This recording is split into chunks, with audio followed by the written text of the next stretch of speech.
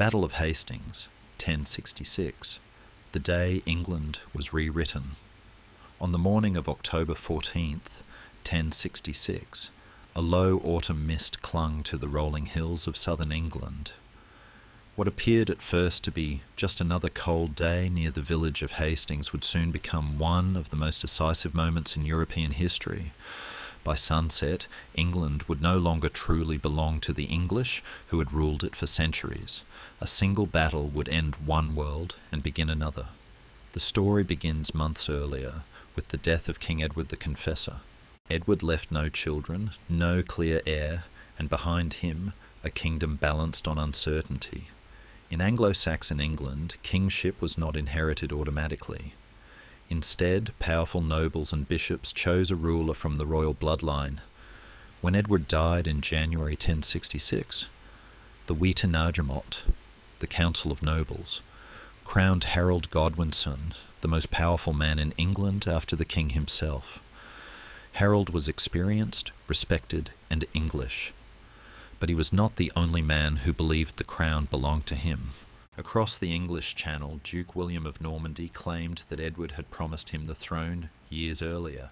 William also insisted that Harold himself had sworn an oath to support his claim while visiting Normandy, an oath allegedly taken on holy relics.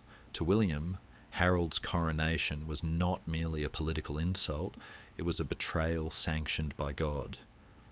Meanwhile, from the north, another challenger emerged, Harold Hardrada, King of Norway, a legendary warrior and veteran of countless wars, believed he too had a legitimate claim through older Viking agreements. In September 1066, Hardrada invaded England with a massive fleet, joined by Harold Godwinson's own exiled brother Tostig. Harold Godwinson responded with astonishing speed, marching his army north nearly 300 kilometres in less than 2 weeks. He surprised the Norwegians at the Battle of Stamford Bridge. The fighting was brutal, but decisive. Hardrada was killed, Tostig fell beside him, and the Viking threat ended in blood. But victory left Harold exhausted. Almost immediately, news arrived that William of Normandy had landed in the south. While Harold fought in the north, William had crossed the Channel with perhaps 7,000 men, knights, infantry, and archers, and established a base near Hastings. Harold had no time to rest. Turning his army around, he marched south again, gathering what forces he could along the way. On the morning of October 14th, Harold positioned his army on Senlac Hill, a ridge offering strong defensive ground. His soldiers formed a solid shield wall, rows of overlapping shields supported by spears and axes. They were mostly infantry, housecarls, the king's elite warriors, and the Fyrd, local militia called up for service. They were brave, disciplined, but tired. William's army faced them from below. Unlike the English, William commanded a mixed force.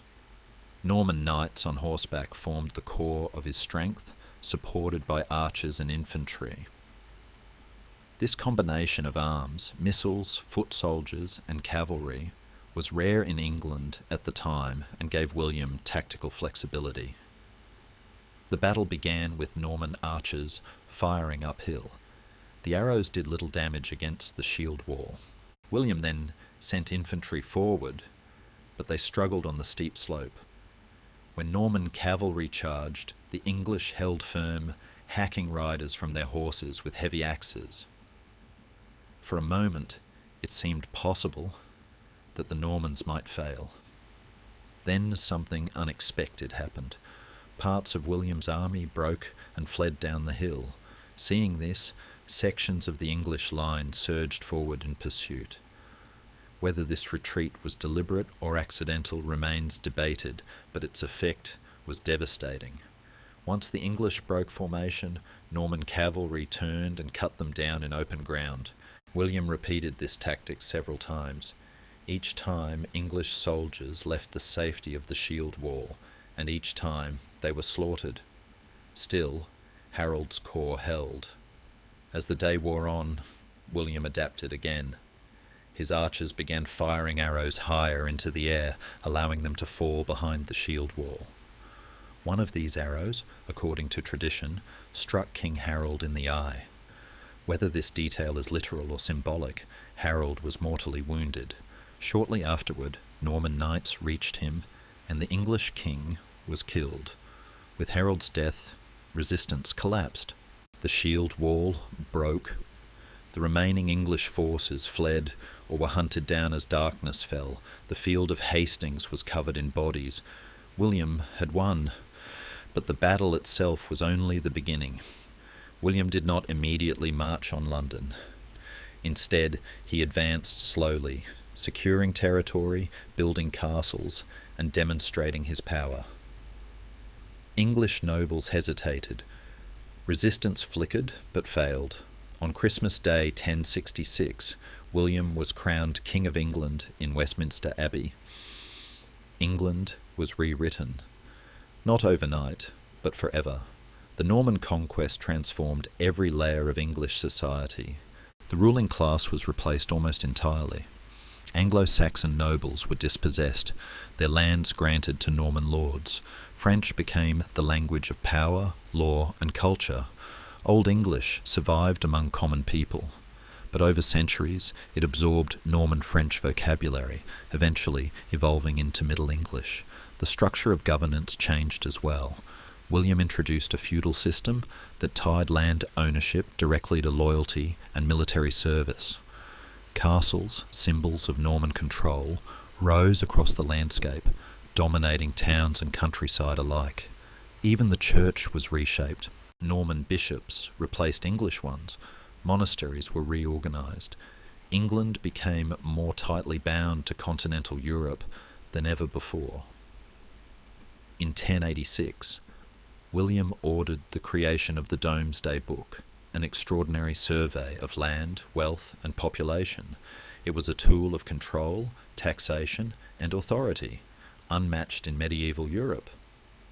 Nothing escaped the new king's reach. The Battle of Hastings is often remembered as a clash between two men, Harold and William. But in truth, it was a collision between two worlds, one rooted in Anglo-Saxon tradition, local rule, and warrior kingship, the other shaped by continental feudalism, centralised power, and mounted warfare. When Harold fell on Senlac Hill, England did not merely lose a king, it lost its old identity. Yet from that loss emerged something new. The England that followed, its language, its law, its monarchy, was forged in the aftermath of conquest. Hastings marked the last successful invasion of England and the beginning of a nation forever shaped by that single day. History often turns on moments of chance, a broken formation, a feigned retreat, an arrow loosed into the sky. On October 14th, 1066, such moments combined to change the course of a kingdom. The Battle of Hastings was not just a battle, it was the day England was rewritten. Now close your eyes. Let the glowing screen fade from your mind, and let the darkness of the room wrap around you like a heavy velvet cloak. Listen to the quiet rhythm of your own breathing. Inhale the stillness, exhale the day. Before you get comfortable, take a moment to like the video and subscribe, but only if you genuinely enjoy what I do here.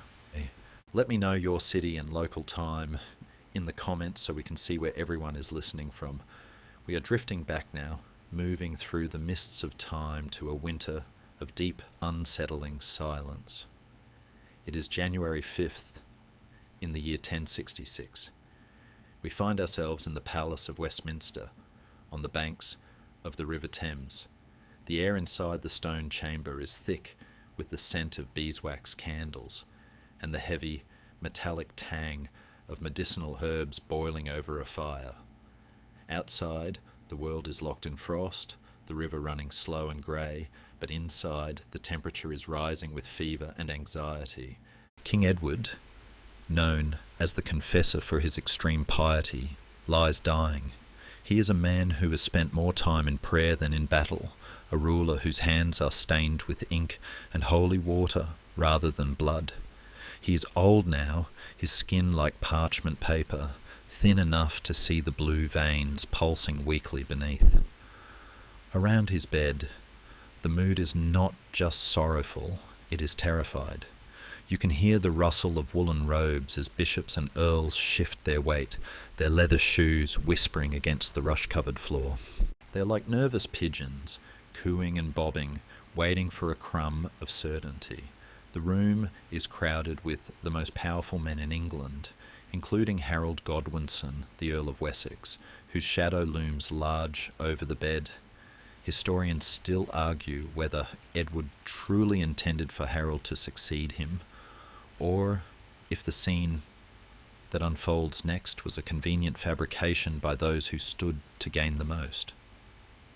As the king's breathing becomes shallow, rattling in his chest like dry leaves, he reaches out. Some say he points a trembling finger at Harold. Others claim he simply grips his hand in a final spasm of fear.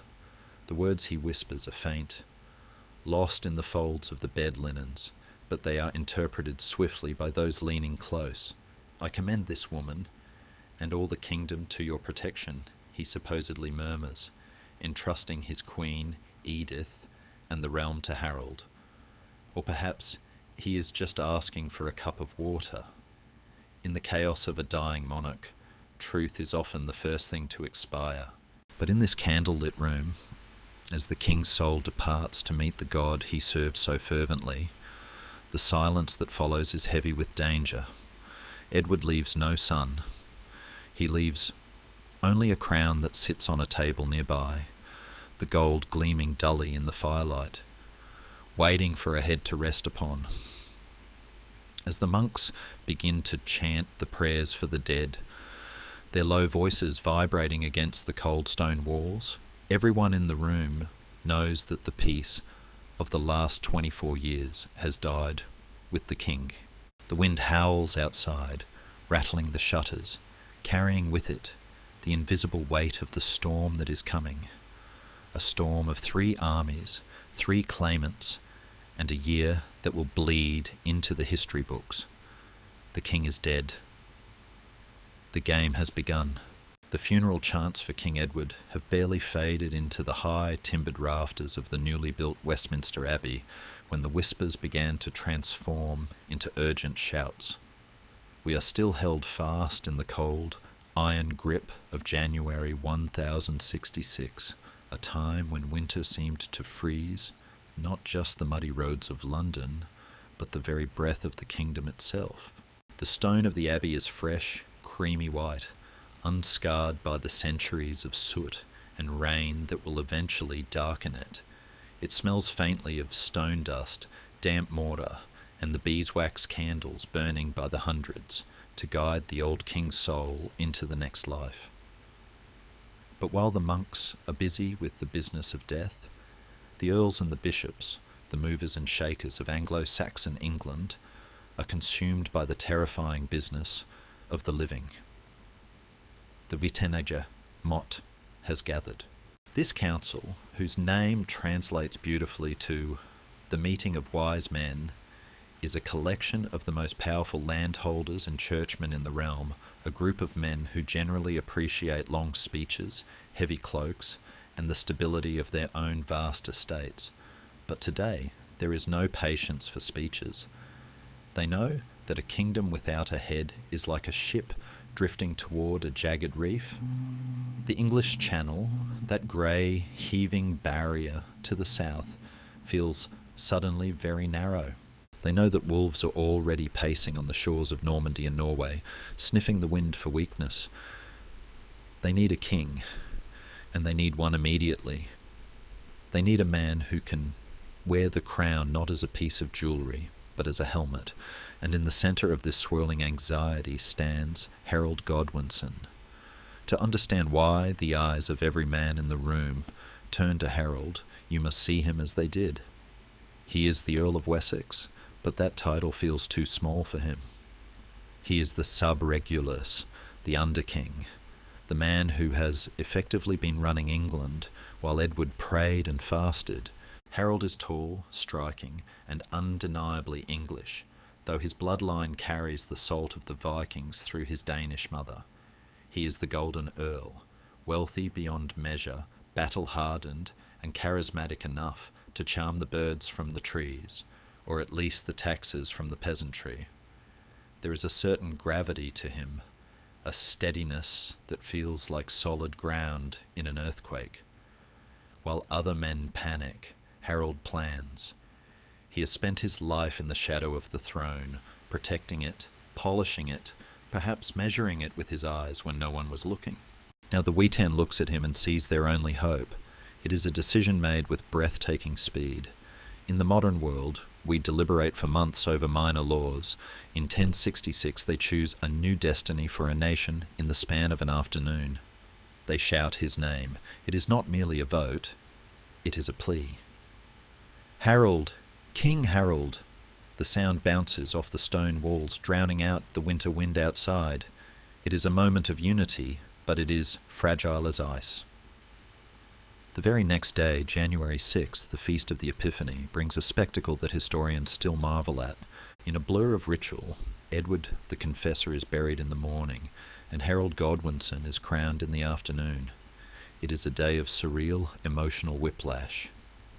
Imagine the scene. The same incense smoke that carried prayers for the dead, Edward is still hanging in the air when the coronation oil is poured onto Harold's head. The mood is a strange cocktail of mourning and jubilation, like a funeral wake where someone has opened a keg of very expensive ale a little too early. The haste is palpable. There is no time to send out elaborate invitations to foreign courts. There is no time to stitch new tapestries. Harold stands before the high altar, the weight of the moment pressing down on his shoulders. Archbishop Eldred of York, a man with a voice like a cracking glacier, performs the rites. He hands Harold the scepter, the rod, and finally, the crown. This is not the delicate, jewel-encrusted circlet of later imaginations, but a heavy band of gold and iron, a warrior's crown. As it is lowered onto his brow, Harold becomes King Harold II. The congregation roars its approval, a wall of sound meant to signal strength to any spies lurking in the shadows. But beneath the cheering, there is a current of unease. Everyone present knows that by placing this crown on Harold's head, they have essentially declared war on two of the most dangerous men in Europe. Historians still argue whether the speed of this coronation, executed before the sun had even set on Edward's grave, was a sign of supreme confidence by the English nobility, or an act of sheer breathless panic. Was Harold seizing the moment, or was he frantically barring the door before the intruders could arrive? Some scholars suggest that Harold knew exactly what he was doing, that he had secured the loyalty of the nobles through years of favours and calculated friendships. Others whisper that he had no choice, that the Witan forced the crown upon him because they were terrified of a power vacuum. Regardless of the motive, the deed is done. The Golden Earl has made his gamble. He has bet his life and the lives of all his people that he can hold this island against the storm. As the ceremony ends and the heavy oak doors of the abbey swing open, Harold steps out into the winter twilight. The air is crisp and biting. He is king. The title tastes sweet, but it also tastes of iron. He returns to the palace, the centre of a celebration that feels slightly too loud, slightly too forced. Wine flows, meat is roasted on spits until the fat sizzles and pops, and minstrels sing songs of ancient heroes who fought dragons and won. Harold sits at the high table, smiling, nodding, playing the part of the gracious monarch. He is good at this, the handshakes, the toasts, the remembering of names. He makes a joke about the cold, something about how a king's backside is the only warm thing in London tonight, and the court laughs with relief. It is good to have a king who can laugh. Edward rarely laughed. He mostly just looked worried about his soul. But even as Harold jests and drinks from a silver cup, his mind is not in the warm hall. It is travelling. He is thinking of the spies who are already slipping out of the city, racing toward the coast, looking for a boat to cross the channel. He knows that within days, a messenger will kneel before Duke William in Normandy. He can almost hear the words that will be spoken there, can almost see the flash of rage in the Duke's eyes. Harold touches the cold metal of the crown sitting on his brow. It fits well. It feels right. But as he looks out the narrow window toward the south, where the stars are hidden behind a veil of clouds, he wonders how long he will be able to keep it. The gamble has been made. The dice have been thrown on the table of history, and they are still tumbling in the dark. The camera of our history now glides silently over the choppy, grey expanse of the English Channel. The water is churning, tossing white foam against the dark rocks, a restless barrier that has protected the island of Britain for generations. But as we cross the miles of cold salt spray, the cliffs of England fade behind us, and the coastline of Normandy rises, flat, brooding, and dusted with snow. We are in Rouen, the heart of the duchy, where the architecture feels sharper, heavier, more fortified than the timber halls of London. It is a land ruled not by consensus, but by the iron will of one man. Duke William. To his face they call him the Conqueror, or simply my Lord Duke. But behind his back, in the hushed corners of taverns and the whispers of rival courts, he is known as William the Bastard. It is a name that stings, a jagged shard of glass from his childhood that he carries with him every day.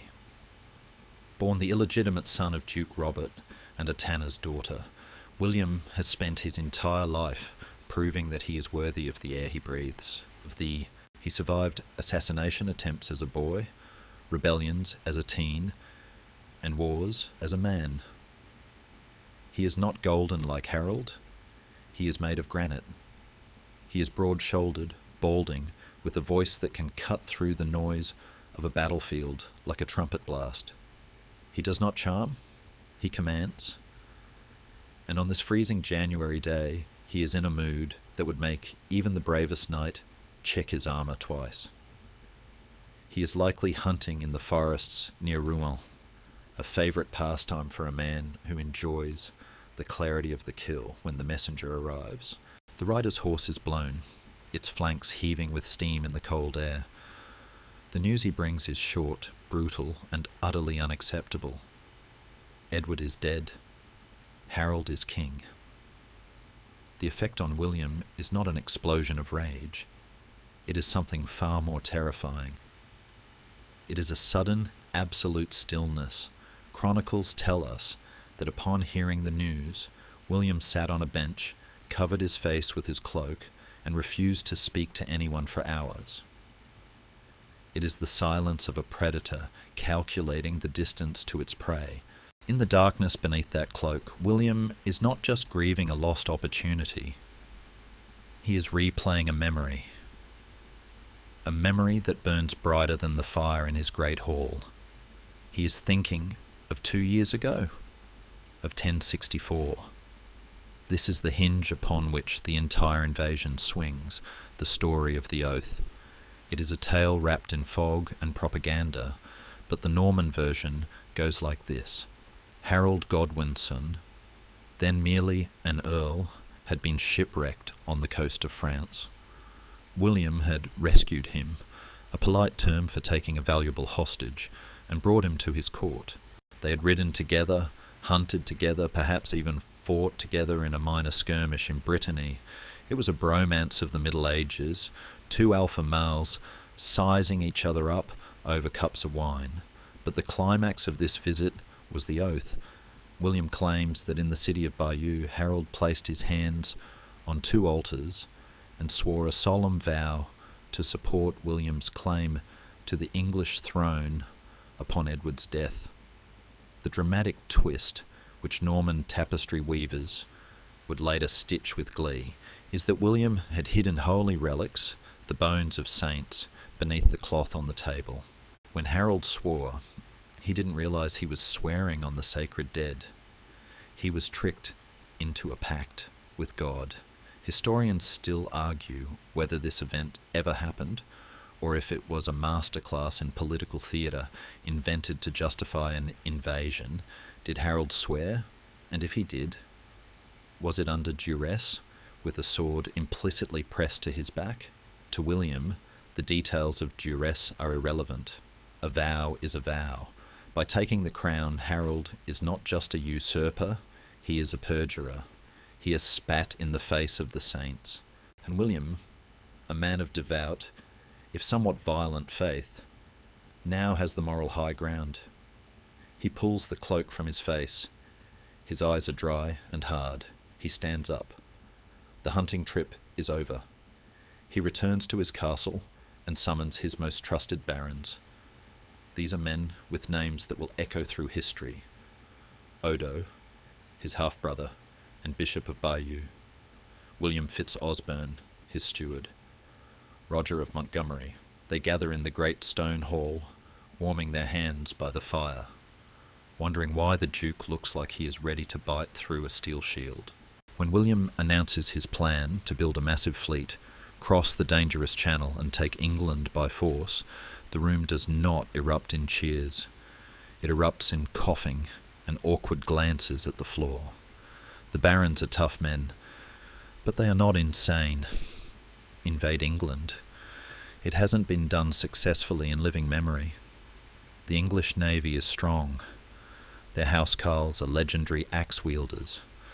The Channel is a treacherous graveyard of ships. "My lord," one might have ventured, clearing his throat nervously. "The harvest was thin this year, and my wife gets terribly seasick. The logistics are a nightmare. They need thousands of trees, tons of iron, miles of rope, and enough grain to feed an army for months. It is a suicide mission." But William is relentless. He argues, he bullies, he promises. He tells them of the vast wealth of England, the silver pennies, the fertile fields, the fat sheep. He appeals to their greed, offering them lands and titles that currently belong to English earls. "Beat the English," he essentially says, "and you will live like kings." But he also plays his MasterCard, the Church. He sends an envoy to Rome, to the Pope himself, carrying the story of Harold's perjury. He asks for a papal banner, a sign of God's blessing. If the Pope supports him, this will not be a raid, it will be a crusade. The barons listen. They watch the firelight dancing in William's eyes, and they realize that this man will go alone if he has to, swimming the channel with a sword in his teeth. Slowly, the mood shifts. Greed overtakes fear. Ambition overtakes caution. One by one, they pledge their support. Fitz-Osbern promises 60 ships. The bishop promises 40. The numbers begin to mount. The order goes out, ringing from the church towers to the blacksmith forges. Normandy begins to transform. The quiet winter forests ring with the sound of axes striking oak.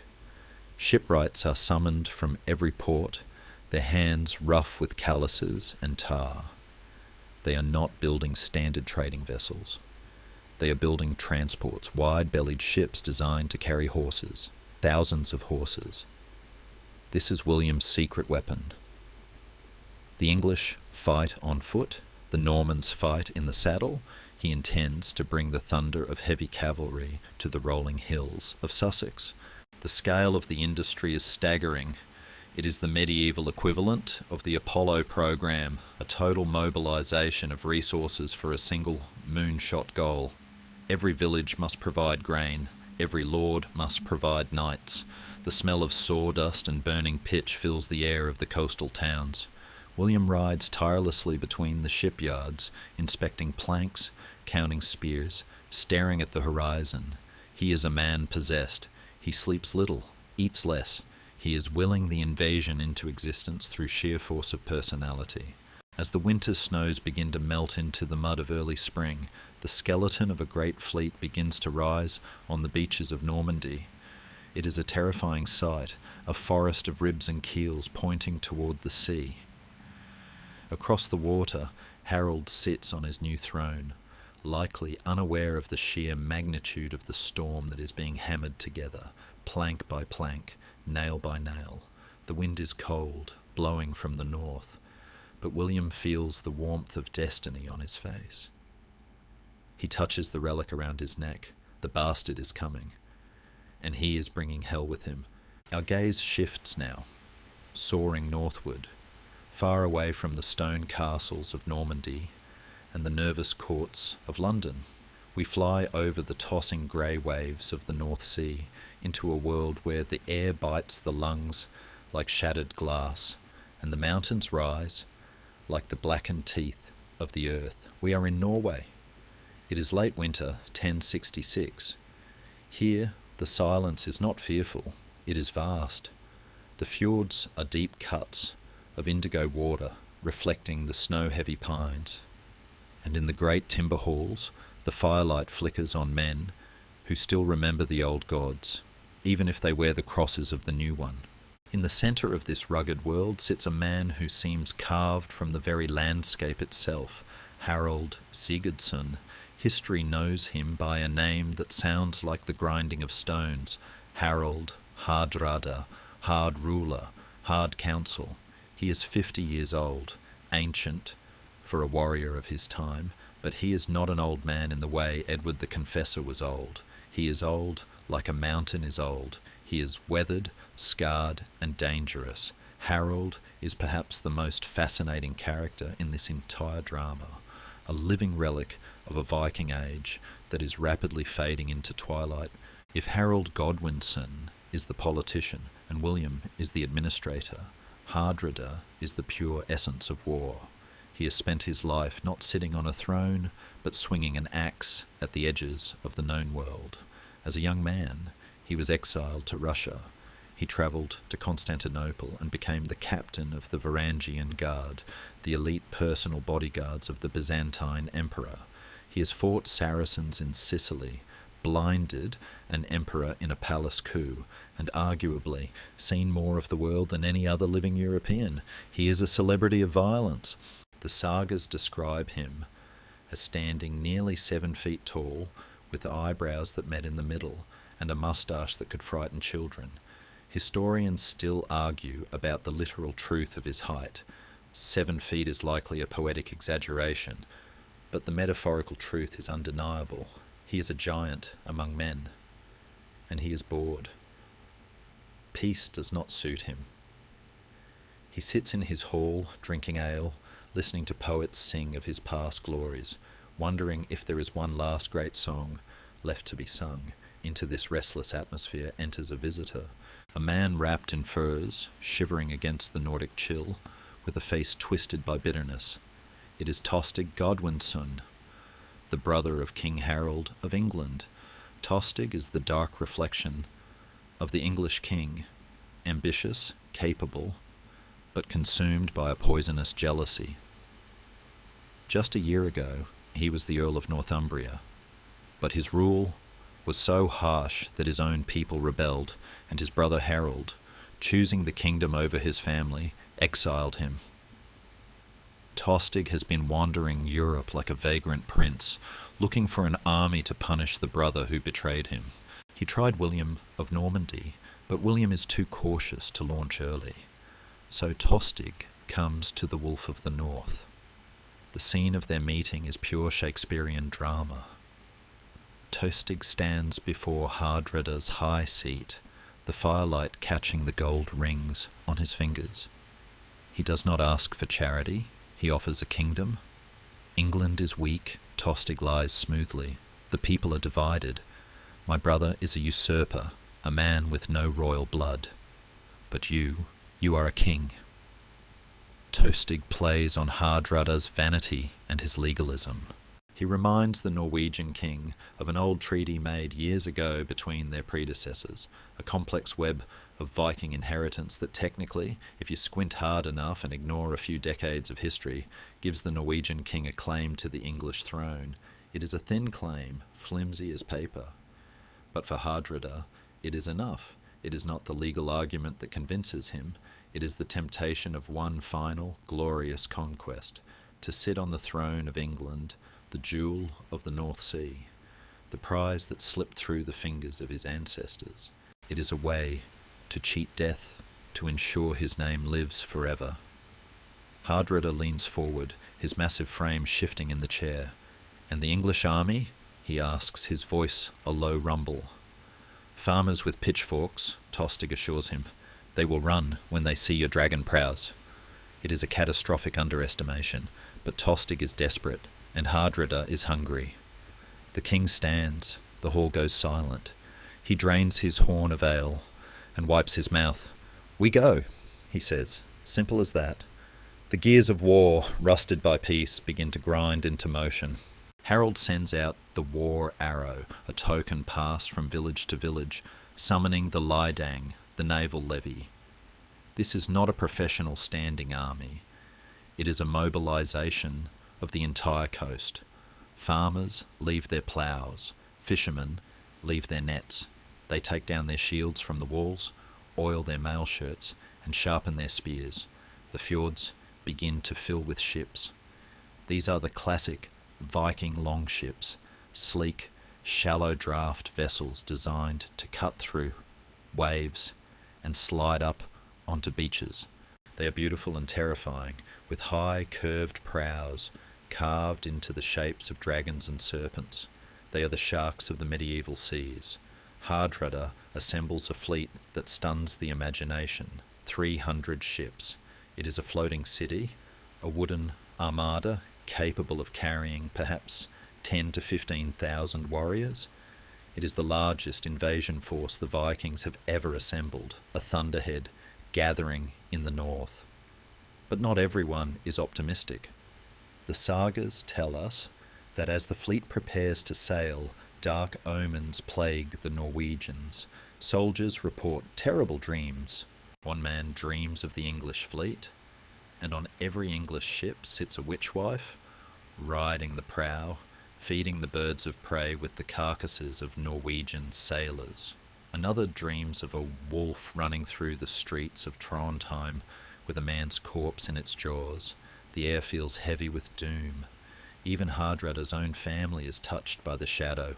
He leaves his queen, Elisif, and his daughters in the Orkney Islands, a safe harbour, perhaps sensing that this voyage has a one-way ticket attached to it.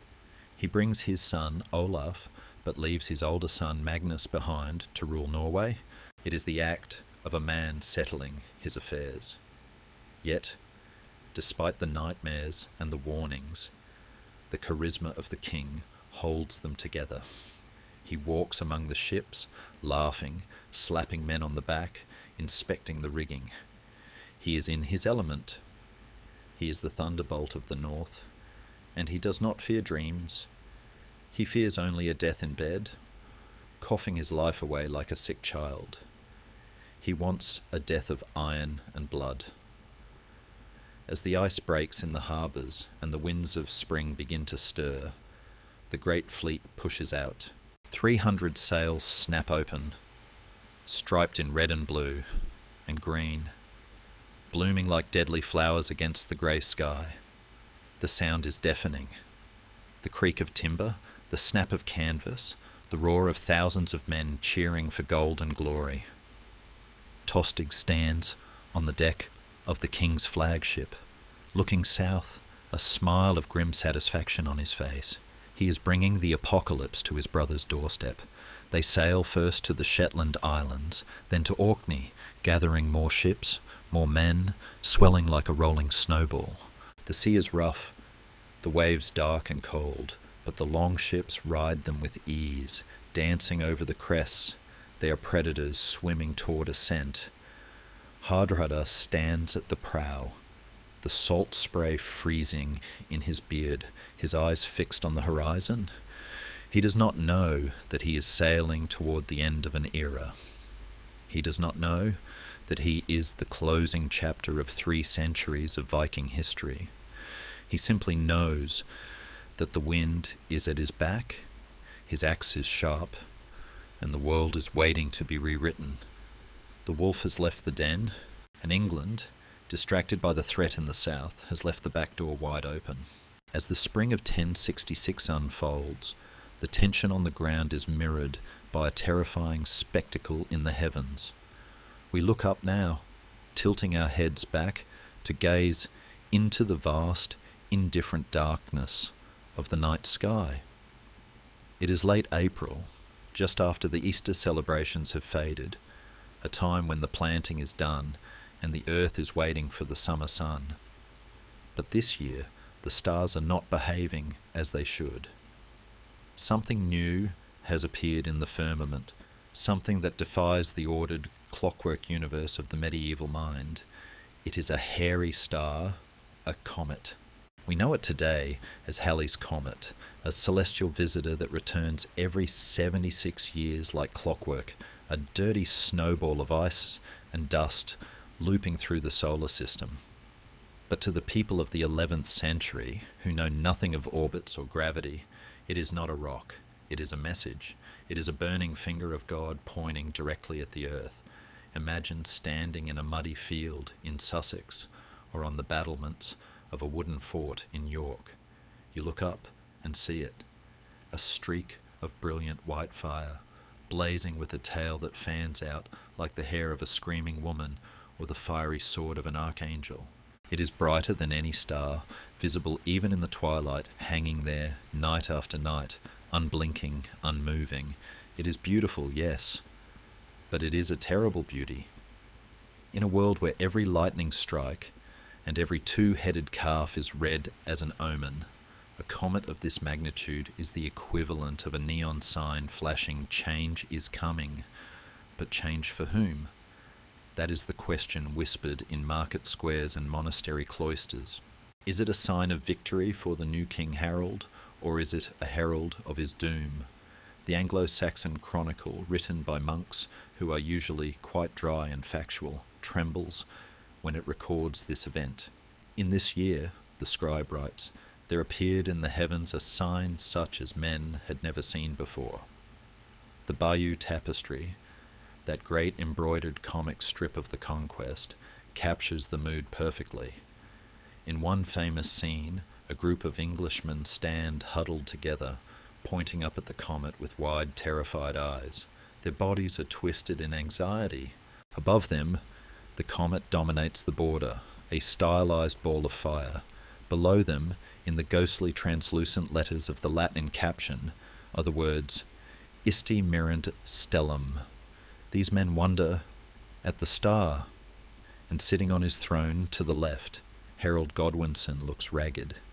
He is not looking at the star, he is tilting his head as if listening to the whispers of his panicked subjects. He knows what they are thinking. In the medieval logic of omens, comets mean the death of kings. They are the cosmic brooms sweeping away the old order. Historians and astronomers have since calculated that the comet of 1066 was particularly close to Earth, passing within a few million miles, making it 4 times brighter than Venus. It would have been the most dominant object in the night sky for weeks. The psychological impact of this cannot be overstated. It creates an atmosphere of apocalyptic expectation. It is as if the universe itself has drawn a breath and is holding it.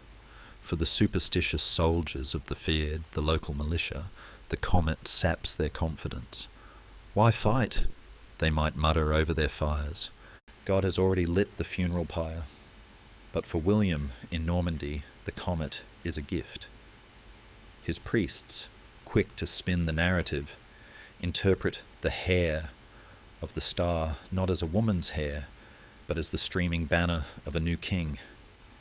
Look, they tell the hesitant barons, God is lighting the way to England. It is a torch for our invasion. The comet becomes a recruitment tool. It turns a risky military operation into a cosmic destiny. Meanwhile, King Harold cannot afford to stare at the sky. He has earthly problems that are far more pressing. The news from the continent is getting worse by the day. Spies report that the shipyards of Normandy are launching vessels at a frantic pace. The threat is no longer theoretical, it is imminent. Harold does something unprecedented in English history. He orders the largest mobilization of forces ever seen in the kingdom. He calls out the third not just for a few weeks of training, but for an indefinite defence of the coast. He summons his fleet. Yes, England has a fleet, though history often forgets it, and sends it to patrol the waters off the Isle of Wight. He moves his headquarters to the southern coast, waiting. It is a logistical nightmare. Imagine trying to feed and house thousands of men who are essentially farmers, keeping them away from their fields just as the summer crops need tending. There are no supermarkets, no supply trucks. Every loaf of bread, every barrel of ale must be carted in. Harold is burning through his treasury and his political capital at a terrifying rate. He's keeping an army standing still, which is the hardest thing a general can do. Soldiers who are marching or fighting are busy. Soldiers who are waiting get bored. They gamble. They fight each other, and they look at the comet and worry. May turns to June. June turns to July. The summer heat begins to bake the ground. The comet fades from the sky, leaving behind only the memory of its warning. And still, William does not come. The English soldiers stare at the horizon until their eyes ache. The tension is excruciating. It is a slow-motion game of chicken. Harold knows that he cannot keep this army together forever. The harvest is coming in August and September. If the men are not back in their fields to bring in the grain, their families will starve in the winter. William knows this too. Is the bastard waiting him out? Is he letting the seasons fight the war for him? The reality, as we now know, is simpler. The wind. William is ready. His ships are packed. His knights are armour-clad. His horses are restless. He moves his fleet to the mouth of the river Dives, ready to launch, but the wind refuses to turn. It blows stubbornly from the north, day after day, week after week. It is a meteorological anomaly. A north wind is perfect for Vikings coming from Norway, but it is a wall for Normans trying to cross from France. For a month, William is trapped on the beach. He stares at the weather vanes on the church steeples, cursing the invisible air. He exhumes the body of a saint and parades it along the shoreline, begging God for a breeze. Nothing. The channel remains a barrier of turbulent headwinds. In England, the clock runs out. It is September 8th. The provisions are gone. The men are on the verge of mutiny, not from malice, but from hunger and the desperate need to harvest their crops. Harold looks at his starving army, then at the empty sea. He has to make the hardest decision of his life. He gambles that the season is too late for an invasion. He dismisses the third. "Go home," he tells them. "Gather the harvest." He orders the fleet to sail back to London to refit. The coast is left undefended. It is a tragic irony, a moment where timing is everything. On the very week that Harold sends his army home, thinking the danger has passed, the wind in the north begins to shift. But it is not the wind William is waiting for. It is the wind Harold Hardrada needs. Up in the North Sea, the sails of 300 Viking ships fill with a sudden strong gust. The dragon enters the water. While Harold looks south, the hammer is falling from the north. The comet's promise is about to be kept. The beaches of Sussex are empty now, where thousands of men had stood for months, scanning the horizon with salt-stung eyes. There is only the cry of gulls and the rhythmic washing of the tide. It is mid-September, 1066. The great army of England has dissolved, melting back into the forests and the fields, driven by the primal need to harvest the grain before the autumn rains rot it in the stalk. The Coast Guard is gone. The beacons are unmanned. England is a house with the front door left wide open, its defenders asleep or scattered. There is a terrible tragic irony in the silence of the south coast. It is the silence of a held breath that has been released too soon. The English believe they have won a victory against time. They believe the season for sailing is dead. They are wrong. While the south sleeps in a fragile peace, the north is waking up to a nightmare. The wind that denied William in Normandy has filled the sails of Harold Godwinson in Norway. We follow that wind now, racing northwards, far beyond the comfortable green fields of Wessex to the rugged grey coastline of Yorkshire. Here, the summer of waiting ends not with a whimper, but with a roar. The Viking fleet that descends upon the English coast is a masterpiece of intimidation. 300 ships. Imagine the visual impact on a solitary shepherd tending his flock on a coastal cliff. He looks out at the sea, expecting the empty grey expanse, and sees instead a forest of masts moving against the tide. The prows are carved with gaping dragon heads, painted in vivid reds and golds, designed to frighten the spirits of the land as much as the people. The shields lining the gunwales overlap like the scales of a giant serpent. It is a sight from a century ago, a ghost from the age of raids returned to haunt the living. Leading this armada is the Ormen Lange, the long serpent, Hardrada's flagship, and standing beside the giant Norwegian king is Tostig Godwinson. For Tostig, this is not an invasion, it is a homecoming, twisted by spite. He knows this coast. He knows the tides, the currents, and the towns. He guides the wolves to the sheep. They do not strike at random. They strike with the precision of men who know exactly where to hurt the kingdom most. The first major blow falls on the town of Scarborough. The sagas give us a terrifying cinematic account of this attack, a detail so vivid it sears itself into the memory. The town lies at the foot of a steep cliff, nestled in a bay. The Vikings, unable to breach the defences easily from the ground, climb the hill overlooking the town. There they build a massive bonfire. They pile wood, thatch and tree trunks into a towering pyre and set it ablaze.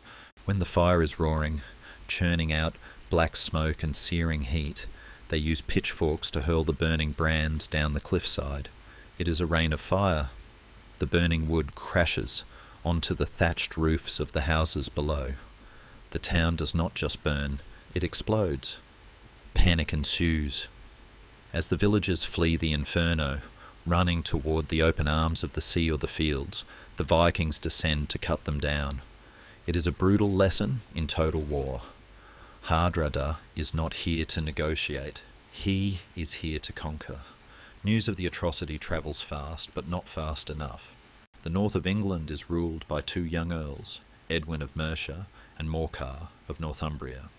They are brothers, young, wealthy, and relatively inexperienced. They are the grandsons of the famous Lady Godiva, but they lack the seasoned grit of the Godwinsons. When the reports reach them, smoke on the horizon, dragon ships in the Humber estuary, they are paralysed by the scale of the threat. They send riders galloping south to King Harold in London, but London is 200 miles away. In the 11th century, that is a journey of days. By the time the king hears the news, the Vikings will already be at the gates of York. The Viking fleet moves inland. They do not stay on the coast. They penetrate the heart of the country. They navigate their shallow draft longships into the Humber River, then turn left into the River Ouse. This is the brilliance of Viking naval technology. They are not just ocean-going vessels, they are river predators. They glide past mudflats and reed beds, moving deeper and deeper into Yorkshire, bypassing the coastal defences entirely. They drop anchor at Rewrite, just 10 miles south of York. The army that disembarks is a terrifying mix of Norwegian berserkers, Flemish mercenaries, and Scottish adventurers who have joined the winning side. They march toward York, the capital of the north, the second city of the kingdom. The atmosphere in York is one of suffocating dread. The city is old, its walls built by Romans and reinforced by Vikings, but the people know that walls are only as strong as the men defending them. Refugees from the coast pour in, telling stories of giants with axes and a traitor earl who knows their names. Edwin and Morcar make a fateful decision. They do not hole up inside the city walls and wait for a siege. Perhaps they fear the walls will not hold. Perhaps they fear the Vikings will simply bypass the city and ravage the countryside, destroying their source of wealth. Or perhaps they are young and proud, unwilling to look like cowards while their lands burn. They decide to march out. They will meet the thunderbolt of the north in open battle. Historians still debate the wisdom of this move. Strategically, waiting for King Harold to arrive from the south would have been the prudent choice. A combined English army might have crushed Hardrada easily, but communication is the great failure of the medieval world.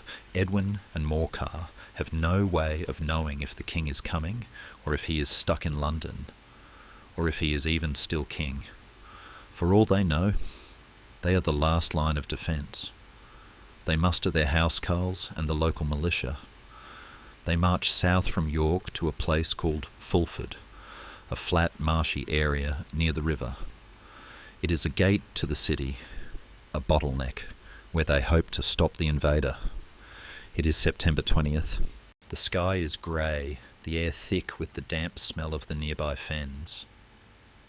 The English army forms a shield wall stretching from the riverbank to a ditch blocking the road. They are brave, these northern men. They bang their spears against their shields, shouting challenges to the invaders. But as the mist lifts, they see what they are up against. Hardrada's standard, the land waster, a banner of white silk with a black raven, flutters in the breeze. The giant king stands at the front, not hiding behind his men, but towering over them. He wears a coat of blue mail that shimmers like fish scales. He holds his axe loosely, like a toy, and beside him, Tostig points a sword at his former countryman. The waiting is over. The silence of the summer has been shattered by the roar of the north.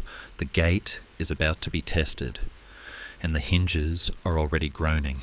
The air over the marshy ground at Fulford, just 2 miles south of York, vibrates with a sound that has not been heard in England for a generation.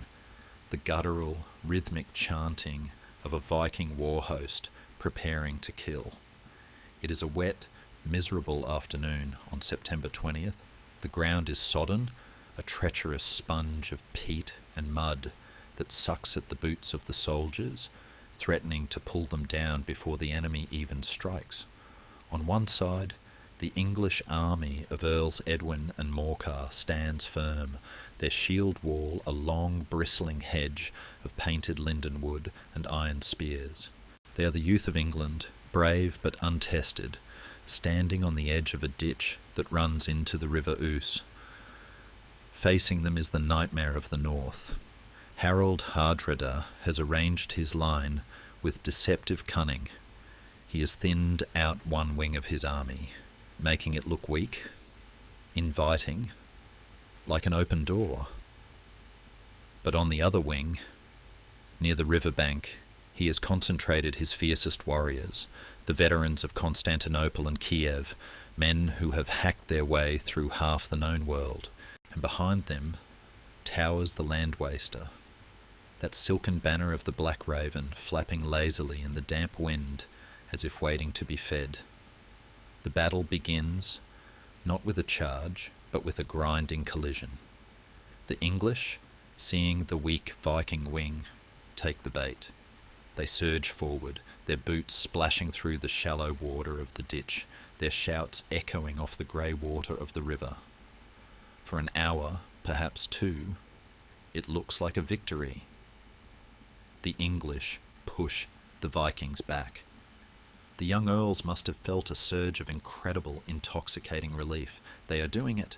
They are driving the wolves back into the sea. But war, as Hardrada knows better than in anyone, is a game of patience. He watches the English extend themselves, watches them step further and further away from the safety of their solid ground, becoming entangled in the marsh. Then he sounds the horn. It is a low, mournful blast that cuts through the screams of the dying. The trap snaps shut. The strong wing of the Viking army, held in reserve, swings around like a heavy iron gate. They hit the English flank with devastating force. The psychological shock is immediate. The English are not just fighting to the front, they are suddenly fighting for their lives on the sides. The trap is geographic as much as it is tactical. The English are pinned against the ditch, a deep channel of water and mud that becomes a grave. As the Viking line advances, implacable and rhythmic, the English are pushed backward into the mire. The chronicles tell us of a slaughter so immense that the Vikings were eventually able to cross the ditch without getting their feet wet, walking across a bridge of corpses. It is a gruesome image, one of those details that history whispers to us to ensure we never forget the cost of bad terrain and inexperienced commanders. Edwin and Morcar, realising the day is lost, manage to escape the carnage, fleeing back to York or into the countryside, leaving their men to the mercy of the invaders. But there is no mercy at Fulford. By sunset, the army of the north is destroyed. The gate to England has been kicked off its hinges. The aftermath of Fulford is strange, almost surreal. We might expect Hardrada to sack York, to burn it to the ground as he did Scarborough, but he does not. He is here to be king, not just a raider. A king needs a capital, and he needs subjects to tax. So, on the morning after the battle, the city of York surrenders. The citizens, terrified and leaderless, open their gates. Hardrada plays the benevolent conqueror. He demands hostages, 150 children, from the leading families of the city, to ensure their loyalty. He demands supplies, but he does not occupy the city. In a move that historians still argue about, was it arrogance? Was it a desire to keep his troops away from the temptations of city taverns? Was it disease in the camp? Hardrada decides to take his army back to their ships at Rickhall, miles away. He tells the people of York that he will return in a few days to collect more hostages and finalise their surrender at a place called Stamford Bridge, a strategic crossing point over the River Derwent. It is a fateful decision. He assumes the war in the north is won. He assumes the only threat is hundreds of miles away in London. He assumes he has time. He is wrong on all counts. While the ravens are feasting in the ditches of Fulford, a miracle of endurance is taking place on the Great North Road. King Harold Godwinson is coming. When the news of the invasion reached him in London, Harold did not hesitate. He did not convene a council to debate the finer points of logistics. He simply moved. He gathered his housecarls, the professional corps of his army, and began to march. It is one of the greatest military feats of the Middle Ages. An average army in this era might cover 10 or 12 miles a day. Harold's army covers nearly 200 miles in less than 5 days. They move like ghosts, marching day and night, sleeping in ditches, eating cold bread while walking. They sweep up local levies along the way, men joining the column from the fields and villages of the Midlands. It is a tadpole army, a massive head of professional soldiers dragging a long, thin tail of exhausted volunteers. The physical toll is unimaginable. Their feet blister and bleed. Their armour chafes their skin raw. But Harold rides among them, urging them on, his face set like flint. He knows that speed is his only weapon. He must catch the Vikings before they can dig in, before they can unite with the traitorous northern earls, before they expect him. He is racing against the rotation of the earth itself. On Sunday, September 24th, Harold arrives at Tadcaster, just a few miles south of York. He has done the impossible. He has transported an army across the length of England faster than news itself can travel. The Vikings have no idea he is there. The people of York have no idea he is there. He enters the region like a thunderclap in a clear sky. He orders his men to rest, to sharpen their swords, to bind their wounds. The silence in the English camp that night is heavy. They are exhausted, their limbs trembling with fatigue, but they are also fueled by a cold, hard rage. They have marched through their own country, seeing the smoke of burning villages, hearing the stories of the slaughter at Fulford.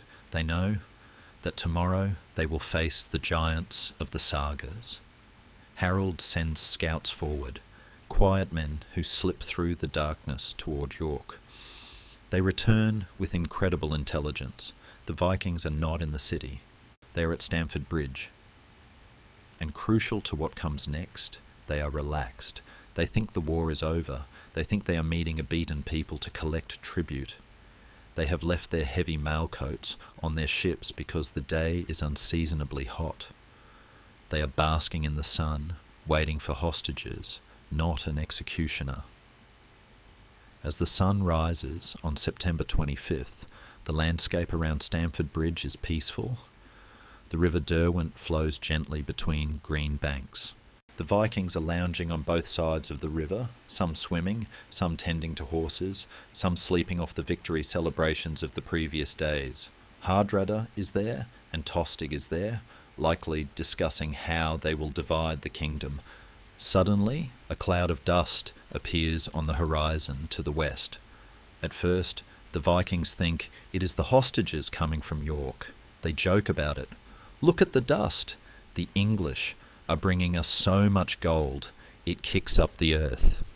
But the cloud grows larger, and then, from within the dust, comes the glint of steel. Not the dull iron of farm tools, but the bright, sharp flash of weapons of war. A forest of spears crests the hill. Then the shields, then the banners, and finally, the Dragon of Wessex. The laughter dies in the Viking throats. Tostig surely squints, his heart hammering against his ribs, recognizing the banners of his own family. Hardrada turns to him, his voice low and dangerous. Who are these men? Tostig knows. He must know. It is the king, he whispers. It is my brother. The impossible has happened. The English are here, and the Vikings are caught with their armour miles away, their forces split by a river, and the greatest army England has ever fielded bearing down on them like an avalanche. The northern gate may have broken at Fulford, but the English have built a new wall, a wall of flesh and iron, and it has arrived just in time to close the trap. The sun is high and unexpectedly fierce for late September, burning through the morning mist to reveal a tableau of impending doom. On one side of the River Derwent, the English army is a swarm of angry wasps, thousands of spears catching the light, their breath steaming in the cool air. On the other side, the Vikings are scrambling. Imagine the chaos of a summer picnic interrupted by a pack of wolves. Men are shouting, reaching for weapons that aren't there, strapping on sword belts over woolen tunics instead of mailcoats. The river cuts between them, a glittering barrier crossed only by a single, narrow wooden bridge. This bridge is about to become the most famous bottleneck in military history, a stage for one of the most cinematic moments of individual heroism ever recorded. But before the river runs red, there is a moment of surreal quiet. A single rider detached from the English lines, he trots his horse down to the riverbank, shouting across to the Viking leaders. The sagas tell us this is a nameless herald, but the dialogue suggests it is King Harold himself, concealing his identity to speak one last time to his brother. He calls out to Tostig. The offer is generous, almost heartbreakingly so. King Harold offers you peace, the rider shouts. He offers you the whole of Northumbria. You will be earl again. You will be brother again. Tostig, standing beside the giant Hardrada, hesitates. The wind rustles the grass. And what? Tostig asks, his voice carrying across the water. Does he offer my friend, the King of Norway? The rider does not blink. 7 feet of English ground, he replies famously.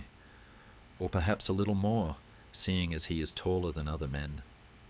It is the ultimate mic drop of the Middle Ages. Tostig turns to Hardrada. Who was that man? The giant king asks. That was King Harold, Tostig admits. Hardrada, perhaps impressed by the sheer nerve of it, remarks that if he had known, the king would not have left alive. But the time for talking is over. The 7 feet of land must now be bought with blood. The battle opens with a surge. The English vanguard crashes into the Vikings stranded on the west bank of the river. These unfortunate Norsemen are cut to pieces in minutes, fighting desperately to retreat across the bridge to the main force. The English are hot on their heels, ready to stream across the timber planks and finish the job. But then they stop. The momentum of thousands of men is halted by a single obstacle. Standing in the middle of the bridge is a giant. History does not record his name, only his deed.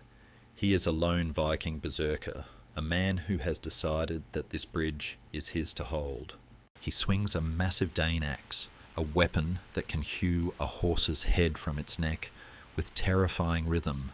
The first Englishman to step onto the planks is cut down. The second follows, then the third.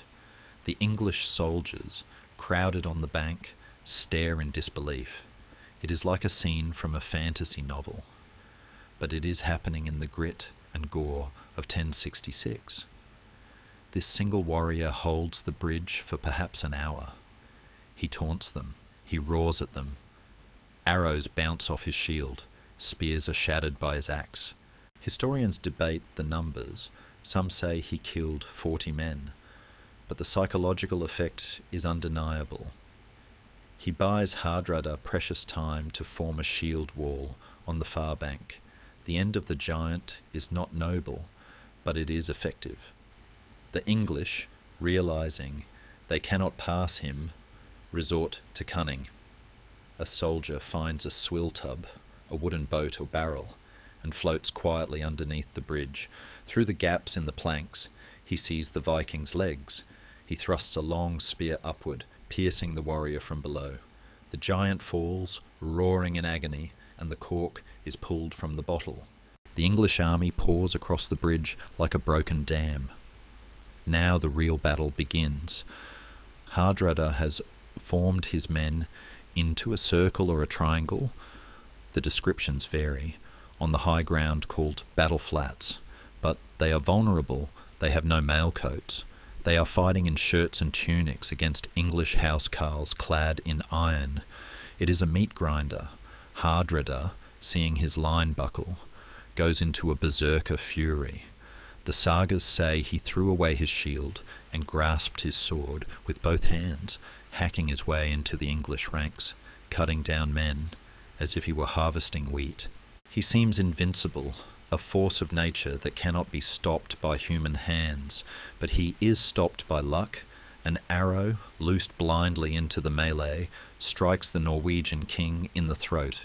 The windpipe, the sagas specify, the great tree falls. The giant of the Viking age, the man who travelled to the ends of the earth, dies choking on his own blood in a Yorkshire field. Silence falls again. The fighting pauses. Harold Godwinson, seeing the fallen king, offers peace to Tostig a second time. "Surrender," he calls out. "You are beaten." But the Vikings, standing over the body of their king, refuse. They shout back that they would rather die one-on-one than accept truce from the English, and so the slaughter resumes. Tostig fights on, driven by pride and hatred, until he too is cut down. The brothers are reunited in death, the jealousy finally extinguished. Just as the battle seems over, a final wave of horror arrives. The Viking reinforcements from the ships, men who had been left behind to guard the fleet, arrive on the run. They are led by Eystein Orr, Hardrada's prospective son-in-law. They are fully armoured, clad in heavy chainmail, but they have run nearly 15 miles in the blazing heat to get there. They are exhausted before they swing a single sword. They throw themselves at the English in a suicidal frenzy known as Orre's Storm. In their delirium, heatstroke kills as many of them as English blades. They cast off their armour to fight freely and are slaughtered by arrows. By late afternoon, the field is quiet. The carnage is absolute. Of the 300 ships that sailed from Norway, only 24 are needed to carry the survivors home. Harold allows these few, including Hardrada's son Olaf, to leave after swearing an oath never to return. The Viking threat to England, which had terrified the island for nearly 3 centuries, is ended in a single afternoon. The wolves have been hunted to extinction. King Harold sits in York that evening. He is battered, his army is bleeding, but he is victorious. He has achieved the impossible. He has marched north, destroyed the greatest warrior of the age, and saved his kingdom. The ale in the great hall tastes sweet. The poets are already composing songs about his glory. He must feel, in this moment, that God is truly with him. He must feel that the crown is safe. But history is a cruel narrator. While Harold is feasting in York, nursing his wounds, and thanking his saints, the wind in the south, that stubborn, frustrating wind that held William back for so long, suddenly shifts. The weather vanes on the churches of Normandy turn. The sails of the invasion fleet snap full. William is coming, and Harold is 200 miles away, with an army that can barely walk. The victory at Stamford Bridge is not the end. It is merely the prelude to the tragedy. The wind is invisible, but it carries the weight of empires. For weeks it had been a wall of air, blowing stubbornly from the north, locking William's fleet in the harbour of Saint-Valery-sur-Somme, effectively guarding the English coast better than any fleet could. But on the evening of September 27th, while the ravens were still picking at the dead in Yorkshire, the invisible wall collapsed. The weather vanes on the Norman church towers groaned and swung around. The air on William's cheek, previously cold and biting, turned soft and southerly. It was the breath of opportunity. William does not hesitate. A lesser man might have waited for dawn, but William knows that history does not wait for the sun. He orders the embarkation immediately. The harbour explodes into controlled chaos. Thousands of horses are led onto the ships, nervous, rolling their eyes, their hooves clattering on the wooden ramps. These are destriers, war horses trained to bite and kick, and loading them onto heaving boats in the twilight is a nightmare of logistics. Men shout, torches flare in the deepening dark, and the smell of tar and horse sweat fills the air. William's flagship, the Mora, a gift from his wife Matilda, waits at the head of the line. It is a beautiful vessel, faster and sleeker than the heavy transports. On its prow sits a gilded figure of a child holding a trumpet, pointing toward England. As the moon rises, the great fleet pushes out. It is a ghost armada, hundreds of lanterns bobbing on the black water like a floating city. But in the darkness, the Mara is too fast, caught up in the adrenaline of the moment, or perhaps simply because the ship is superior, William outpaces his own fleet. When the dawn breaks on September 28th, the Duke finds himself alone in the middle of the channel. He looks back. Nothing but empty grey waves. He looks forward, the white line of the English cliffs. For a terrifying hour, the invasion of England consists of one ship. If an English patrol were to spot them now, the conquest would end with a single boarding action. But the sea is empty.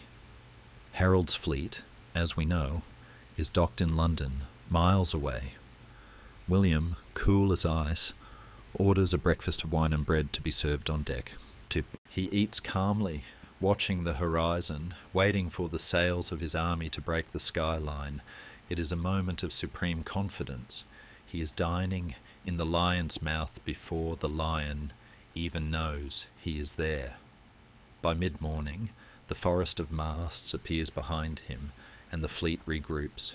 They aim not for the jagged cliffs of Dover, but for the flat, shingled expanse of Pevensey Bay. The landing is unopposed.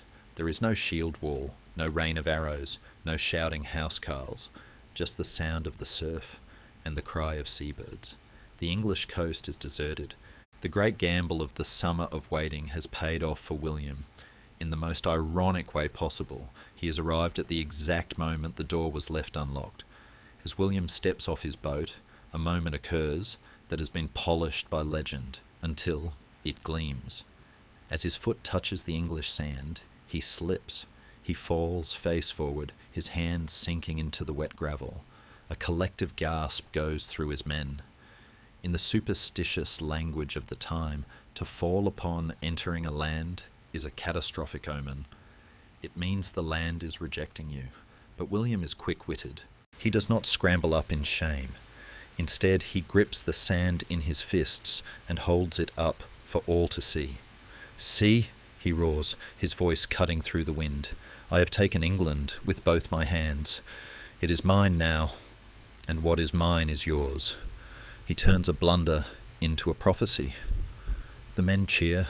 The bad omen is dissolved in laughter and bravado. They do not march inland immediately. William is cautious. He knows he is in enemy territory, and he knows Harold is somewhere, though he likely does not yet know about Stamford Bridge.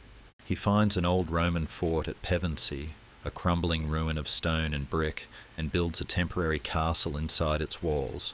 They dig ditches, throw up timber palisades, and unload the horses. Then they move east to Hastings, a more strategic position, and here the true brutality of the invasion begins. William needs to force a battle. He cannot chase Harold across the vast English countryside. His supply lines are too thin, and winter is coming. He needs Harold to come to him. So he begins to provoke the king. He unleashes his soldiers on the local countryside. These are Harold's own personal lands, the heart of the Godwinson estates. The Normans fan out like locusts. They burn villages, slaughter livestock, and terrorize the peasantry. The Bayeux Tapestry shows this with chilling simplicity. A woman and her child fleeing from a burning house, looking back in terror as Norman soldiers torch their roof. It is a calculated atrocity. William is effectively twisting the knife in Harold's pride. He is saying, "I am burning your home. I am killing your people. Come and stop me." News travels south from Yorkshire that the Vikings are dead, but news travels north from Sussex even faster. Imagine the scene in York. It is roughly October 1st or 2nd. King Harold is resting, his army is recovering, the wounded are being tended to. The king is likely planning a victory tour, perhaps a Thanksgiving mass. Then a messenger bursts into the hall. He is covered in mud, exhausted, his eyes wide with the horror of what he has seen. He does not bring congratulations, he brings catastrophe. "The Normans," he gasps. "They are at Hastings. They are burning the land." The silence that must have fallen over the hall in York is heavy enough to crush a man's soul. To fight one invasion is a hero's task. To fight two, on opposite ends of the country, within 3 weeks, is a curse. Harold has a choice. He could wait. He could let William rot in Sussex through the winter. He could gather a new army, call up the levies from the west and the Midlands, and crush the Normans in the spring with overwhelming force. This is what his brothers, Gurth and Leofwine, will later advise him to do. "Let us go," they will say. "We have not sworn oaths to William. You stay in London. If we die, you are still king. If we win, the glory is yours." But Harold is a man of action. He is also a man of immense pride. He cannot sit in London while his people are being butchered on his own doorstep. He cannot look like a coward who hides behind his brothers. The blood of Stamford Bridge is still hot in his veins. He makes the fateful decision. "We march," he says. And so, the exhausted army stands up. Men who have just walked 200 miles north and fought a battle for their lives are told to turn around and walk 200 miles south to fight again. It is a demand that borders on cruelty, but it is met with loyalty. The core of the housecarls, the survivors, shoulder their axes. They leave the wounded behind. They leave the slow behind.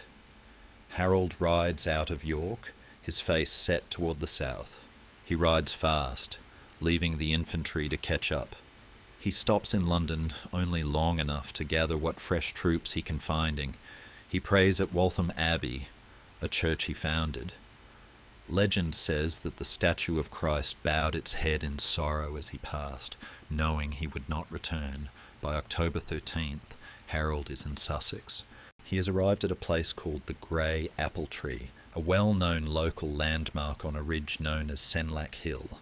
He has moved with such speed that he has almost caught William by surprise. Almost. He hopes to repeat the miracle of Stamford Bridge, to catch the Normans unarmed and unaware. But William is not Hardredder. His scouts are alert. He knows Harold is coming. That night, the two armies lie within miles of each other. The English are on the hill, in the woods, tired, hungry, but defiant. The Normans are below, anxious, checking their saddle girths, sharpening their swords. The air is cold, the mist is rising, the wind, having done its work, has fallen silent. There are no more comets, there are no more storms, there is only the waiting for the sun to rise on the 14th of October. The stage is set, the actors are in place. The rewriting of the world is about to begin. The dawn of Saturday, October 14th, 1066, does not break with a golden burst of sunlight. It bleeds slowly into existence, a grey, creeping illumination that reveals the world in shades of charcoal and slate.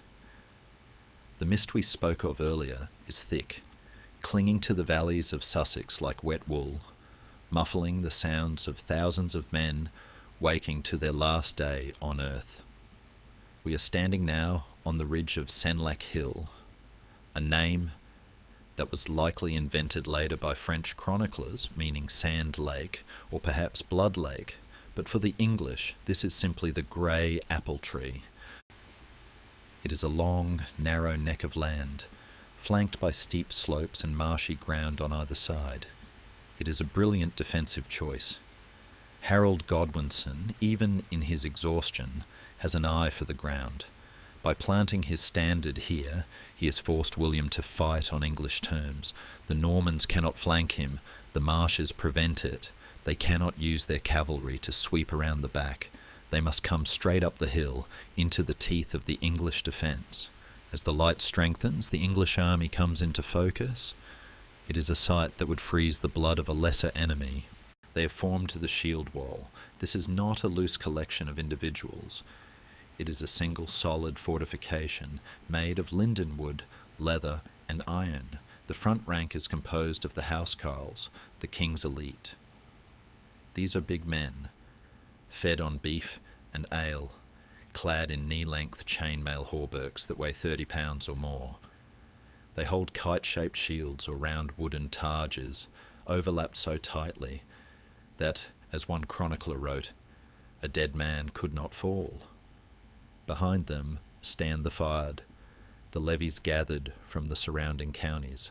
They are less armoured, perhaps wearing boiled leather or padded jerkins, armed with spears, axes and stones tied to sticks. But they are desperate. They are fighting for their fields, their wives, and their king. In the centre of this wall, two banners snap in the damp wind, the dragon of Wessex, a golden wyvern swimming in the air, and the fighting man, Harold's personal standard depicting a warrior embroidered in gems. Harold stands beneath them. He is dismounted, sending his horse to the rear. This is the Anglo-Saxon way. The king does not watch from a hill. He stands in the shield wall, shoulder to shoulder with his housecarls. He is telling them, "I live or die with you." Below them, emerging from the mist in the valley, is the Norman war machine. It is a terrifyingly different beast. While the English are a monolith of infantry, William's army is a complex three-tiered instrument of death. In the front, the archers and crossbowmen, the first time crossbows appear significantly in English warfare. Behind them, the heavy infantry in mail. And at the back, the aristocracy of Europe, the knights. They sit on their destriers, high-saddled and stirruped, holding long lances. Duke William rides among them, wearing a necklace of holy relics, perhaps the very ones Harold swore on. He carries a papal banner, sent from Rome, signalling that this is not just a war of conquest, but a holy war, a crusade before the Crusades. Historians still argue vehemently about the numbers. The old textbooks spoke of huge hosts, 30,000 men or more. Modern scholarship is more conservative, suggesting perhaps 7,000 to 8,000 men on each side. But in the tight confines of this ridge, only about 800 yards wide, 8,000 men is a suffocating crowd. It is a density of humanity that creates a palpable heat, a smell of sweat and fear that rises even before the sun does. There is a glaring omission in the English lines, one that scholars have noted for centuries. Where are the archers? The Bayeux tapestry shows only one small, lonely English archer compared to ranks of Normans. Why? Did they march too slow and get left behind in London? Did Harold not value them, or were they simply deployed in the woods, useless against the armoured knights? Their absence will be the fatal flaw in the English diamond. The English can block, but they cannot strike back at distance. They are a boxer with his hands tied to his chest, waiting to take a punch. Before the storm breaks, a moment of pure, bizarre theatre occurs. A Norman minstrel or knight named Taillefer, he who cuts iron, rides out from the Norman lines. He is not attacking, he is performing. He spurs his horse toward the English shield wall, juggling his sword, tossing it high into the air and catching it by the hilt, while singing the Song of Roland, the great epic of French chivalry. The English watch, surely baffled by this display of arrogance. Is he mad? Is he drunk? Taillefer charges right up to the English line, strikes a soldier, and kills him. Then he is instantly overwhelmed, hacked to pieces by English axes. It is a sacrificial opening, a spark to ignite the powder keg. William raises his mace. The Norman trumpets scream, a harsh, brassy sound that sets the horses dancing. The first line moves forward, the archers. They stop at the base of the hill, draw their yew-bows, and loose, thrum. Thousands of arrows streak up the slope, a dark rain hissing through the air. But the physics of the battlefield are against them. Shooting uphill is difficult. The arrows lose energy. And the English shield wall is a roof. The housecarls simply raise their shields. The arrows rattle against the wood like hail on a shutter. They bounce off the chainmail. A few men might grunt and fall, but the wall does not waver. The English roar their defiance. Ut, ut, out, and Olicross, Holy Cross. They clash their weapons against their shields, a rhythmic thunder that drowns out the wind. Seeing his arrows fail, William signals the second wave. The heavy infantry begins the climb. The slope is steep, slippery with damp grass and sheep droppings.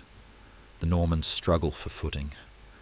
As they near the top, the English unleash their own missiles, not arrows but javelins, throwing axes and stones. The air becomes a lethal blur of flying iron. The Norman infantry crashes into the shield wall with a sickening thud. It is the sound of flesh and bone meeting wood and steel. The English housecarls, wielding their great two-handed Danish axes, go to work. These axes are terrifying weapons, capable of cleaving a shield and the arm holding it in a single blow. The Norman infantry is chewed up.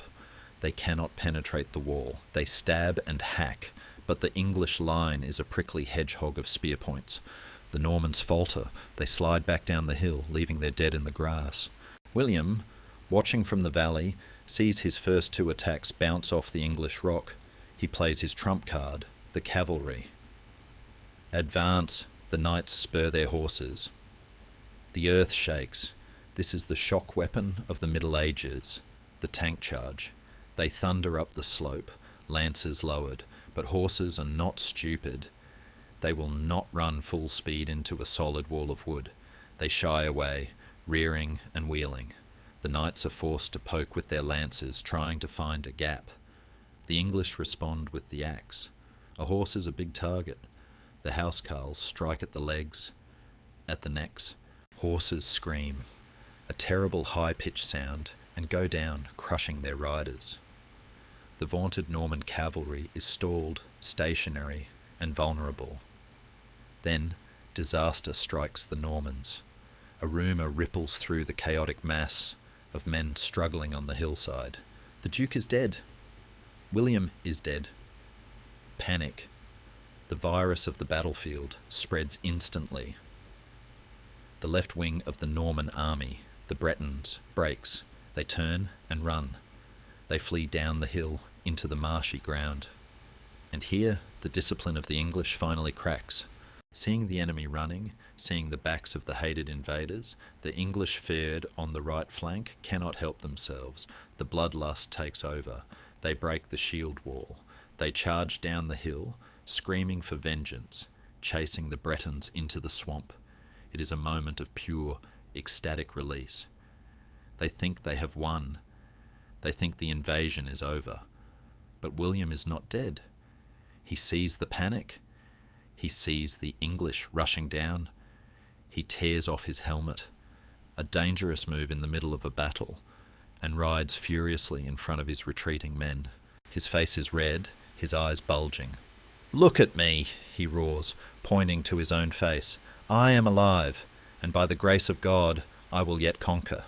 He rallies his knights. They turn, and they see the English soldiers, now scattered in the open ground at the bottom of the hill, far from the safety of the shield wall. The trap, accidental as it may be, is sprung. The Norman knights wheel their horses and surround the English pursuers. In the open, without the wall, the English infantry are helpless against mounted knights. They are cut down in minutes. The grass of the valley turns red. On the top of the hill, Harold must watch with a sinking heart. His wall is shorter now. He has lost men. The discipline is frayed. The first cracks have appeared in the dam. The sun is high overhead now, indifferent to the slaughter. It is noon, and the day is far from over. The sun has passed its zenith, hanging now in the western sky like a dull copper coin, obscured by the smoke of burning fields and the dust of 1,000 struggles. It is mid-afternoon on Senlac Hill. The battle has been raging for nearly 6 hours, an eternity in medieval warfare, where most clashes are decided in minutes of frantic violence. This is no longer a battle, it is a grinder. The grass, once green and slick with dew, has been churned into a bloody paste of mud and gore. The smell is overwhelming, a thick metallic tang of blood mixed with the bowels of dying men and the sweat of terrified horses. The noise has settled into a dull, rhythmic roar. The thud of axes on wood, the scream of metal on metal, and the low animal groans of the wounded who have been pulled into the rear ranks to die in the shade of the forest. Duke William, his helmet battered and his voice hoarse from shouting, sits on his horse at the bottom of the slope.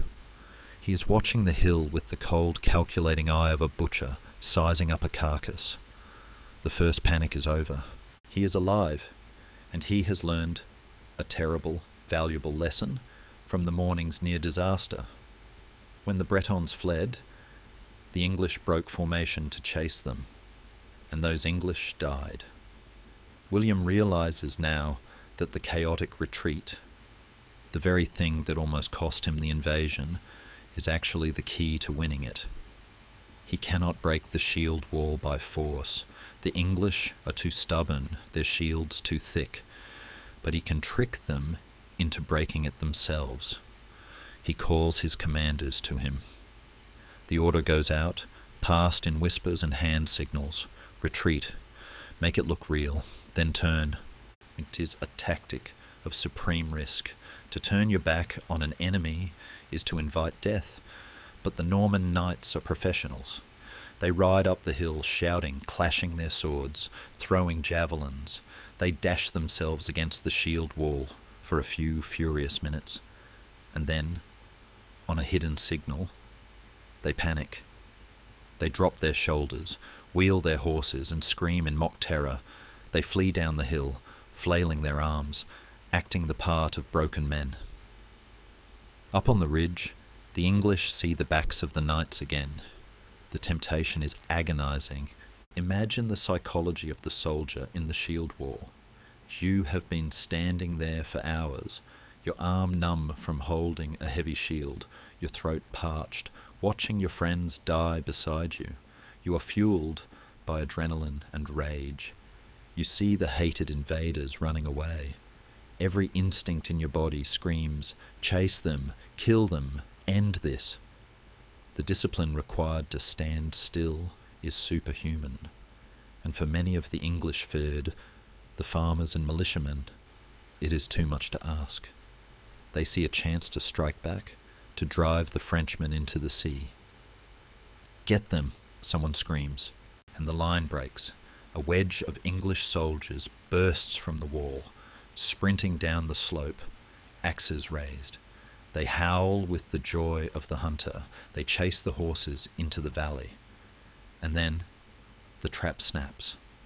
The fleeing knights suddenly stop, turn their horses on a dime, and lower their lances. The English stop, skidding in the mud, confusion washing over their faces. It is too late. The Normans surround them. The slaughter is mechanical and precise. The English are cut down in the open, far from the protection of their brothers. William repeats this manoeuvre. Not once, not twice, but throughout the long afternoon. Historians still argue about how many times this feigned flight was used, and indeed some question whether it was a deliberate tactic at all or simply the chaos of battle interpreted later by flattering chroniclers. Could semi-trained militia really be fooled by the same trick 3 times? Or was the English command structure simply disintegrating, with local leaders losing control of their men in the heat of the moment? Whatever the truth, the result is the same. The shield wall is being peeled away, layer by layer, like the skin of an onion. The solid fortress of the morning is becoming thinner, ragged, gaps appearing where men used to stand. And in the centre of the line, the tragedy deepens. King Harold stands by his standard, the fighting man. He is tired. He must be. He has fought all summer. He has marched across a kingdom. Now he swings his axe with arms that burn with fatigue. But the blows keep coming, and they strike closer to his heart. At some point in this bloody afternoon, tragedy strikes the house of Godwin directly. The Bayeux Tapestry shows us the death of Harold's brothers, Gurth and Leofwine. They were the king's right and left hands, the earls who had advised him, supported him, and marched with him. We do not know exactly how they fell. One tradition says they were cut down during one of the feigned retreats, having led a countercharge. Another says they died defending the king's banner when the line began to buckle. The tapestry depicts them falling beneath the hooves of Norman horses, their bodies twisted, their axes falling from their hands. The news must have reached Harold quickly. Gurth is dead. Leofwine is dead. The king is suddenly very alone. He is the last leaf on the tree. The political dynasty that had ruled England for a generation has been wiped out in a few hours. There is no successor now. If Harold falls, there is no one left to pick up the crown. The stakes have shifted from a battle for a kingdom to a battle for survival. The emotional weight on Harold's shoulders is heavier than his mailcoat. He looks at the shrinking line of his housecarls. These are men he has known for years, men who have eaten at his table, laughed at his jokes, held his children. Now they are dying to buy him time. For what? For the night? If they can hold until sunset, the Normans might retreat. Darkness is the only ally left. The fighting becomes intimate and desperate. The lines are so close that the soldiers can see the whites of each other's eyes, can smell the garlic on the breath of the Normans, can hear the insults whispered in a strange tongue. It is a brawl. Shields are smashed to splinters. Men fight with dagger and fist. The pile of bodies in front of the English line grows so high that the Normans have to climb over their own dead to get at the living. The ground is slippery with blood. Men slip and fall and are trampled into the mud, suffocating in the crimson slush. There is a moment of dark humour amidst the horror, recorded by a later chronicler. An English soldier, seeing the Normans approaching yet again, reportedly shouts, "They must have more lives than a cat." It is a dry, weary observation from a man who knows he is likely about to die, but there is little laughter on Senlac Hill. There is only the grim, mechanical business of killing. As the afternoon wears on, William changes tactics again. He sees that the shield wall, though thinned, is still holding in the centre. The housecarls are too tough to break with cavalry charges alone. So, he orders his archers to do something different. In the morning, they fired directly at the wall, and the shields stopped the arrows. Now, William orders them to aim high. "Shoot into the sky," he commands. "Let the arrows fall like rain." It is a stroke of genius. The arrows arc high into the air, reaching the apex of their flight, and then drop vertically behind the shield wall. The English are helpless against this. They cannot raise their shields over their heads to protect themselves from the falling missiles, because if they do, they lower their guard against the knights charging in front of them. They are caught in a deadly dilemma. If they block the arrows, they get speared by a lance. If they block the lance, they get an arrow in the face.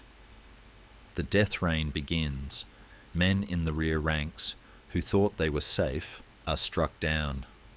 The sound of arrows thumping into flesh and groaning men fills the air. The discipline of the shield wall begins to shudder. They are being attacked from the front and from the heavens. The sky, which had promised a comet of change, is now delivering a verdict of iron. Harold looks up, watching the dark swarms of arrows turning at the top of their arc, falling toward him. He tightens his grip on his axe. The sun is dipping lower. The shadows are stretching out, long and distorted, like the fingers of ghosts reaching for the living. The twilight of the Godwins has arrived. The trap of the retreat has worked. The wall is crumbling, and the arrow that will define history is already notched on the string. The arrow that leaves the bowstring is just one among thousands, a single dark scratch against the darkening purple sky. It carries no name, no malice, only the blind physics of tension and release. Gravity takes it, curving its path over the lip of the shield wall, down into the packed mass of exhausted men who are looking upward in fear. And then it strikes. Tradition, cemented by centuries of school books and legends, tells us that this arrow found the right eye of King Harold II. It is an image of horrific precision, the king looking up to heaven for salvation and receiving death instead. The Bayeux Tapestry, our primary visual source, shows a figure clutching an arrow projecting from his face. Beneath the Latin text, Harold Rex interfectus est, King Harold is killed. For generations, this was the accepted truth. It feels poetically just to the medieval mind. Harold, the perjurer, who swore falsely on holy relics with his eyes, is punished through those very eyes. God's judgment is literal and piercing, but historians still argue fiercely about this moment. Was the figure with the arrow actually Harold, or was it the soldier standing next to him? Was Harold the man in the next panel being hacked down by a sword? Or, as recent analysis suggests, are they the same man? shown in a comic strip sequence of dying.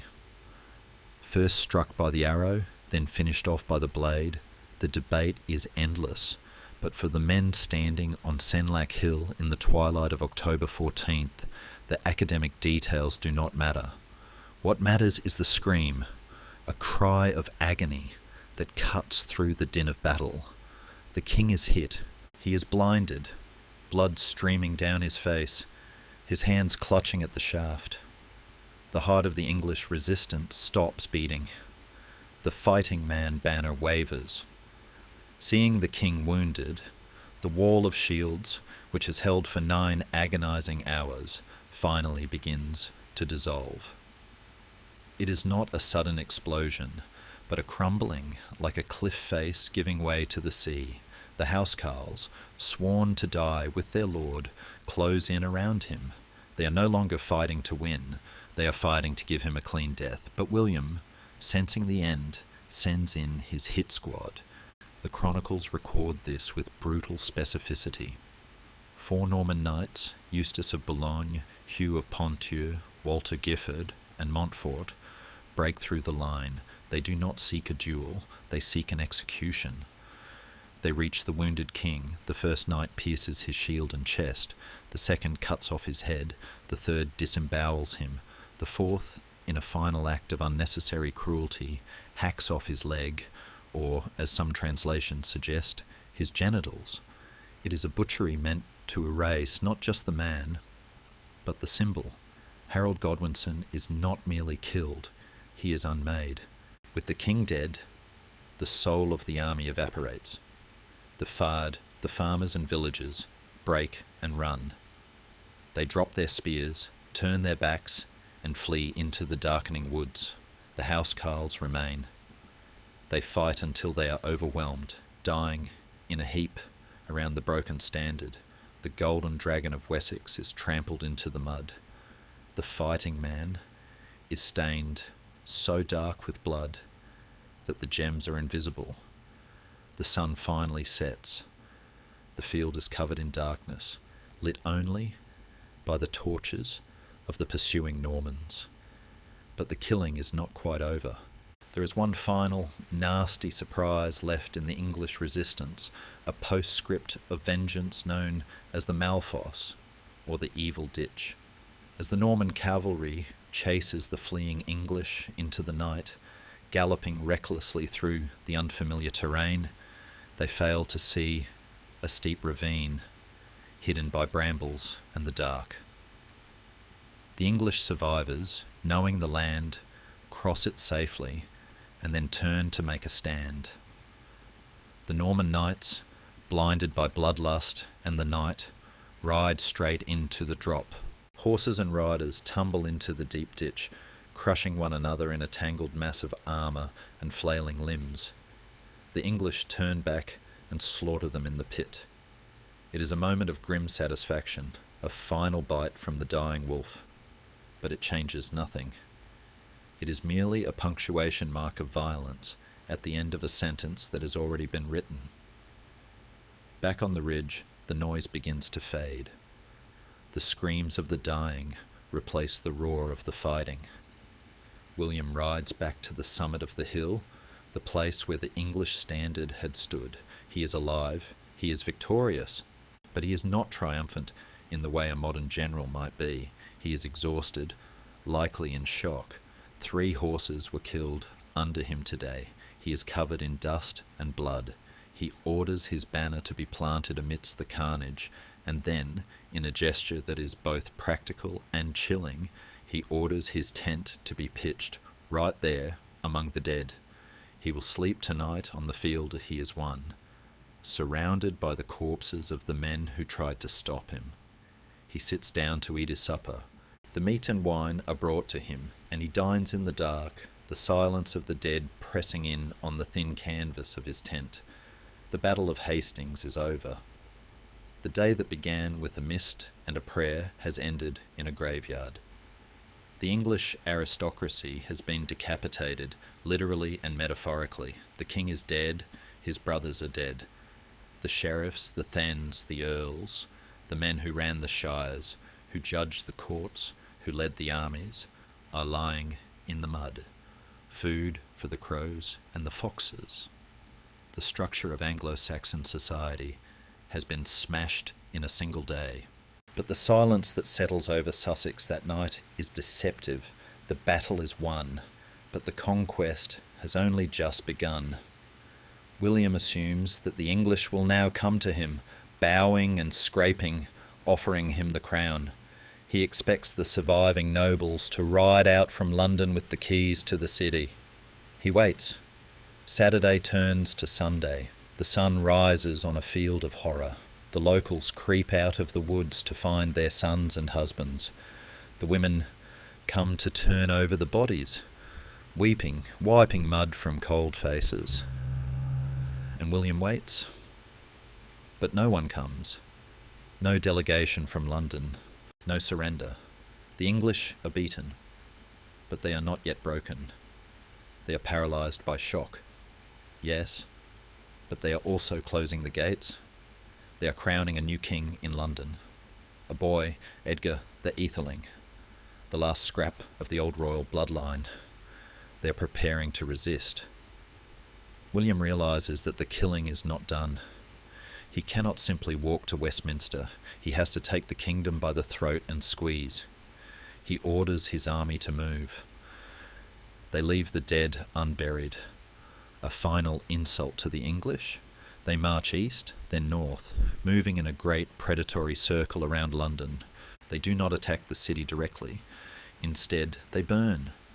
They create a ring of fire around the capital, destroying villages, burning crops, wasting the land. It is a strategy of terror. William is saying to the people of London, look at the smoke on the horizon. That will be you if you do not open the gates.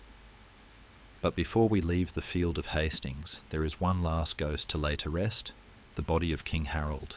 It is so mangled, so hacked by the knights, that it is unrecognisable. His own brothers cannot identify him. The monks of Waltham Abbey, who have come to claim him, wander the field in despair, turning over body after bloody body. Finally, they send for help. They send for Edith Swan Neck. She was Harold's handfast wife, his love for 20 years, the mother of his children, though not his official queen. She walks onto the field, her hem dragging in the blood. She moves among the dead, looking for the marks only she would know. A scar, a birthmark, the shape of a hand. And she finds him. She falls to her knees in the mud, weeping over the broken meat that was once the Golden Earl. It is a moment of profound human tragedy amidst the political earthquake. She identifies the king, not by his crown, but by his body. William refuses to give the body to Harold's mother, Geitha, even when she offers him Harold's weight in gold. He guarded the coast while he was alive, William sneers. Let him guard it, now that he is dead. He orders Harold to be buried in a secret grave on the cliffs, overlooking the sea. No cross, no church, no marker, just a cairn of stones on the edge of the world. The king who lost everything is left to listen to the waves, an eternal exile in his own land. The old England is buried with him. The wind blows over the grave, carrying the smell of smoke from the burning villages. The long night of the conquest has begun. The silence that follows the Battle of Hastings is not the peace of resolution. It is the terrifying quiet of a country holding its breath, waiting for the other shoe to drop. We move now from the blood-soaked ridge of Sussex to the cobbled, narrow streets of London. It is November 1066. The fog from the Thames curls around the timber houses, damp and heavy, carrying rumours that change with every telling. The Duke is coming. The Duke is dead. The Duke is a giant who eats children. Inside the city walls, panic is fighting a losing war against paralysis. The Witan, the council of wise men, has gathered again, but the wisdom is in short supply. They have done the only thing they know how to do. They have elected a new king. But they have not chosen a warrior like Harold. They have chosen Edgar, the Aetheling, a boy of perhaps 14 or 15, a prince of the old royal blood who has spent his life in exile. He is a figurehead, a paper shield held up against a storm of steel. Historians still argue whether this election was a genuine attempt at resistance or a desperate act of denial. Was Edgar a hope or just a hallucination? The Earls, Edwin and Morcar, the survivors of the North, promise to fight for him. They talk of raising a new army. They talk of holding the bridge at London. But their eyes are shifting, looking for the exits. They have seen the wolf, and they are not eager to meet him again. Meanwhile, William is not rushing. He is playing a game of psychological strangulation. After Hastings, he moves east to Dover, the lock and key of England. The town surrenders without a fight, terrified by the stories of the slaughter. But here, the conqueror encounters an enemy he cannot kill with a sword: dysentery. The bloody flux sweeps through the Norman army. Men who survived the shield wall die in their latrines, shivering with fever. Even William falls ill. For a few weeks, the invasion balances on a knife edge. If the English had attacked now, while the Duke lay sweating in a tent, history might have turned again. But the English do not attack. They argue. They hesitate. And William, with his iron constitution, recovers. He rises from his sickbed not with weakness, but with a cold, renewed fury. He realizes that London will not surrender out of respect. It must be terrified into submission. He begins the great encircling. He does not march directly on the capital. Instead, he moves in a wide, predatory arc through the counties surrounding it. Kent, Surrey, Hampshire, Berkshire. It is a campaign of calculated devastation. He is burning a ring of fire around London, cutting off its food, its trade, and its hope. We can see the smoke rising from the villages day after day, a dark signal visible from the walls of the city. He reaches Southwark, just across the river from London. The citizens look across the Thames and see the Norman knights waiting. The English soldiers destroy the bridge to stop him, thinking they are safe. But William simply turns away. He burns Southwark to the ground, a charred lesson for the watchers across the river, and continues his march west. He is telling them, "I do not need to enter your city to kill it. I will simply squeeze until you suffocate." The pressure becomes unbearable. The paper king, Edgar, and his council watch their kingdom shrinking to the size of the city walls. The aristocracy begins to crack. One by one, the powerful men of England slip away in the night to make their own deals. The church, too, begins to waver. Archbishop Stigand, a pragmatist to his core, realizes that God seems to be on the side of the big battalions. Finally, in early December, the resolve of London collapses. It does not end with a bang, but with a whimper of velvet and fur. The English leadership rides out to meet William at a place called Berkhamsted, 30 miles northwest of the city.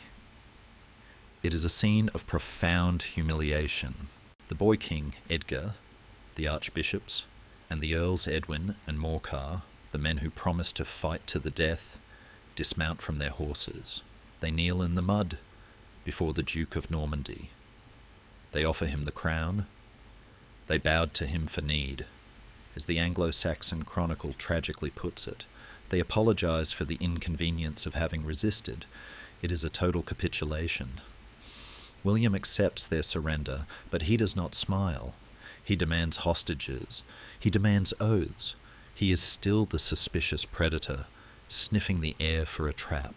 He sends a specialized force ahead to London to construct a fortress, the seed of what will become the Tower of London, to ensure the city behaves. The march into London is tense. The streets are lined with silent, sullen crowds. They watch the foreign knights ride by, speaking a language that sounds like gargling gravel. Norman French. They look at the strange haircuts, the shaved backs of the heads, the kite shields. They are looking at their new masters. There is a soft, dark humour in how the chroniclers describe the English trying to ingratiate themselves, clumsily learning the proper bows, the proper titles. My Lord Duke trips awkwardly off tongues used to saying signing. The collision of cultures is clumsy, fearful, and fraught with misunderstanding. William sets the date for his coronation, Christmas Day, 1066. It is a deliberate choice. He wants to link his new reign with the birth of Christ, a fresh start, a holy sanction. He chooses Westminster Abbey, the very place where Edward the Confessor is buried, the place where Harold was crowned less than a year ago. He wants to show that he is the legitimate heir, not a conqueror. He wants the continuity of the stone to validate the disruption of the sword. But the atmosphere in the Abbey, as the day approaches, is not festive. It is electric with paranoia. The Norman soldiers are jumpy. They are surrounded by thousands of people they have just conquered. Every cheer sounds like a war cry. Every gathering looks like a mob. As the winter solstice passes and the days begin to lengthen imperceptibly, London is a city on a hair trigger. The shops are closed. The shutters are barred. The snow begins to fall, covering the scars of the burning Southwark, covering the fresh graves of the resistance. Inside the Palace of Westminster, William prepares.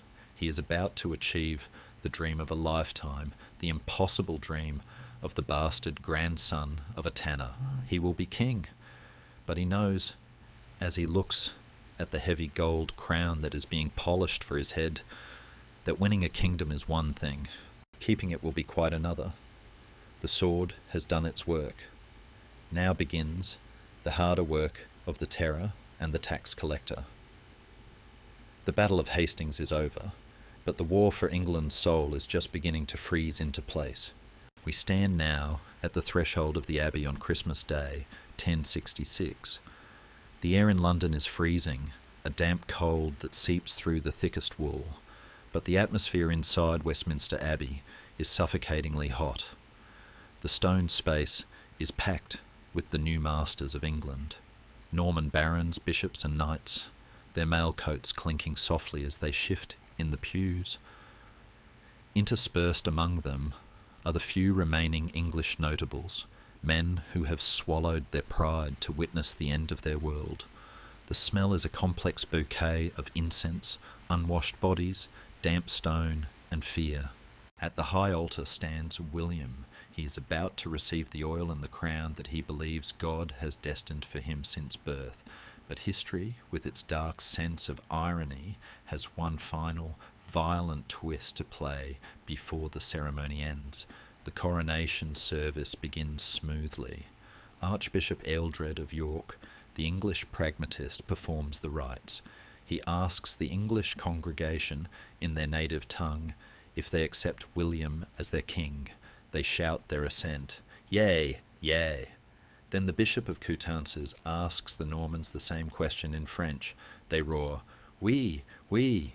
The sound is deafening, a release of tension that has been building for months. It is a shout of relief, of submission, of hope for peace.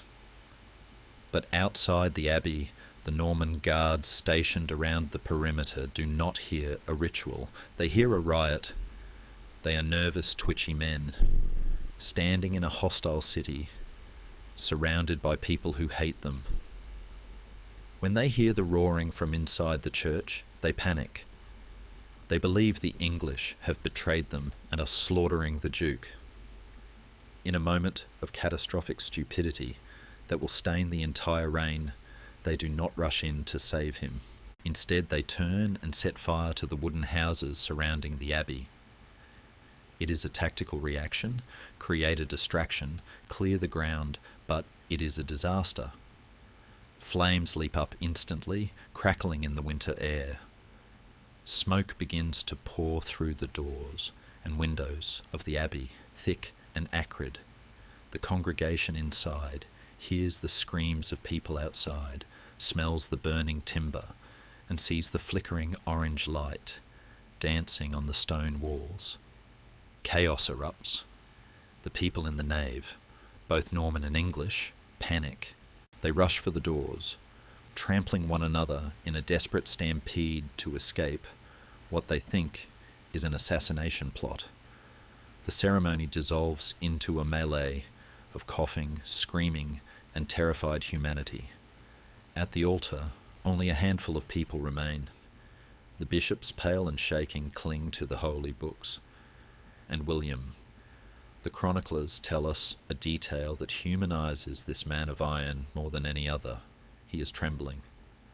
The conqueror, the man who stared down shield walls and crossed storm-tossed seas, is shaking from head to foot. He stands in the empty, smoke-filled church while the world burns outside and demands that the ceremony continue. With hurried hands and eyes stinging from the smoke, the Archbishop jams the crown onto William's head. The oil is poured. The prayers are rushed. It is not a moment of glory. It is a moment of grim survival. William walks out of the abbey, not into a cheering crowd, but into a scene of devastation. The smoke of the burning houses drifts over the Thames, a dark omen for the new year. This disastrous coronation sets the tone for the entire Norman occupation. It reveals the fundamental nature of the new regime. It is a rule born in fire, maintained by fear, and plagued by mutual misunderstanding. William is now king, but he is a king under siege. He does not trust his new subjects, and they certainly do not trust him. Almost immediately, William begins to physically rewrite the landscape of England to ensure this trust is never needed. He launches the greatest construction project the island has ever seen, the castle building. Before 1066, England had very few castles. The Anglo-Saxons relied on burhs, fortified towns meant to protect the community. The Normans bring a different philosophy, the motte and bailey. These are not shelters for the people. They are cages for them. They are fortifications built to protect the ruler from the ruled. In London, just days after the coronation, William orders the construction of a fortress in the southeast corner of the city walls, overlooking the river. It starts as a timber stockade, but he soon brings stone from Caen in Normandy to make it permanent. It rises white and terrible against the skyline, the White Tower. We know it today as the Tower of London. To the modern tourist, it is a picturesque monument. To the medieval Londoner, it was a terrifying statement of power. It said, "I am here, I am watching you, and I am not going anywhere." Across the countryside, this pattern repeats. In every shire, the Norman lords build their castles on high ground. They use forced English labour to dig the ditches and pile the earth. The landscape of England, once open and communal, becomes studded with these wooden and stone teeth. The English look up from their fields and see the new reality looming over them. The shadow of the castle falls over the village green. With the stones comes the theft.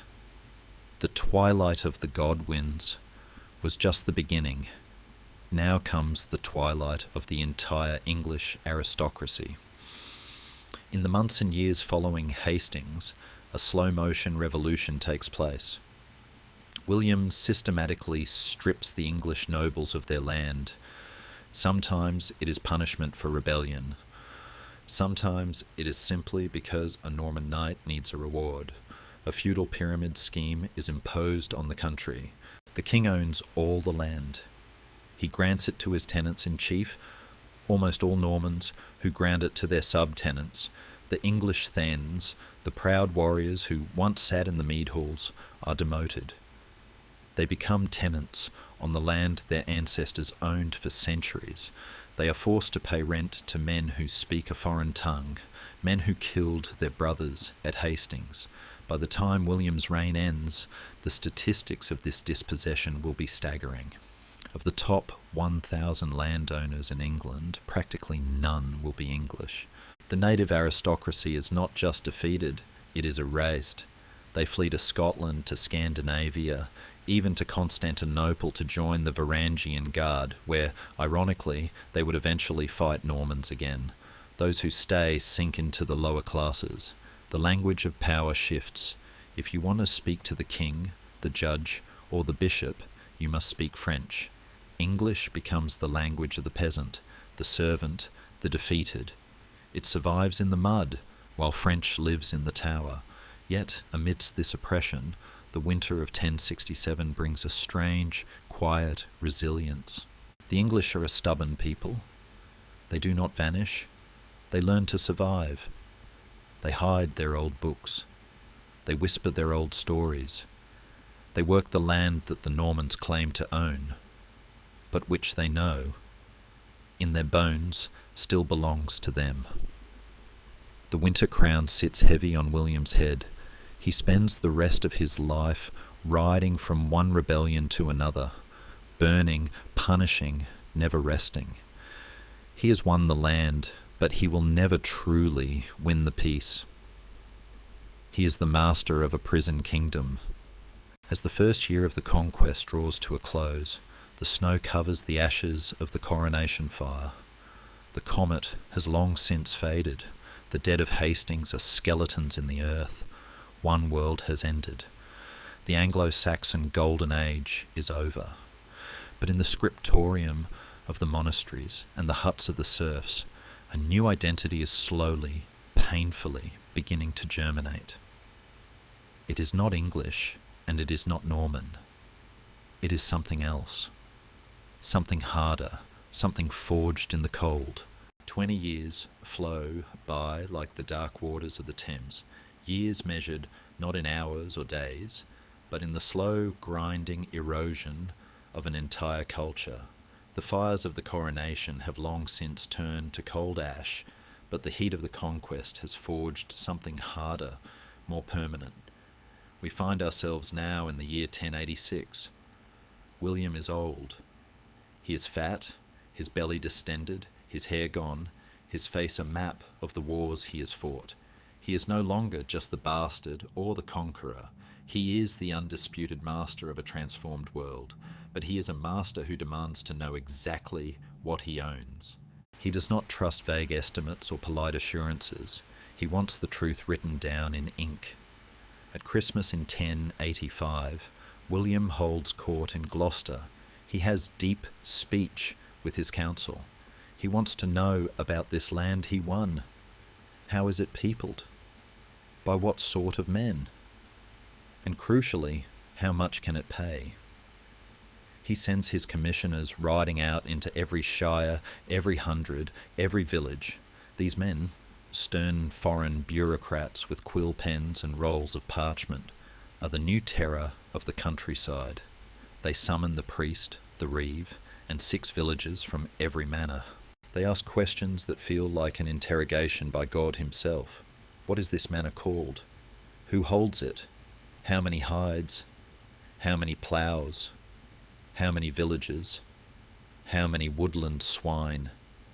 How much meadow? The thoroughness is terrifying. The Anglo-Saxon Chronicle, with a note of resentful awe, records that not one ox, nor one cow, nor one pig was left out, that was not set down in his record. The result is the Domesday Book.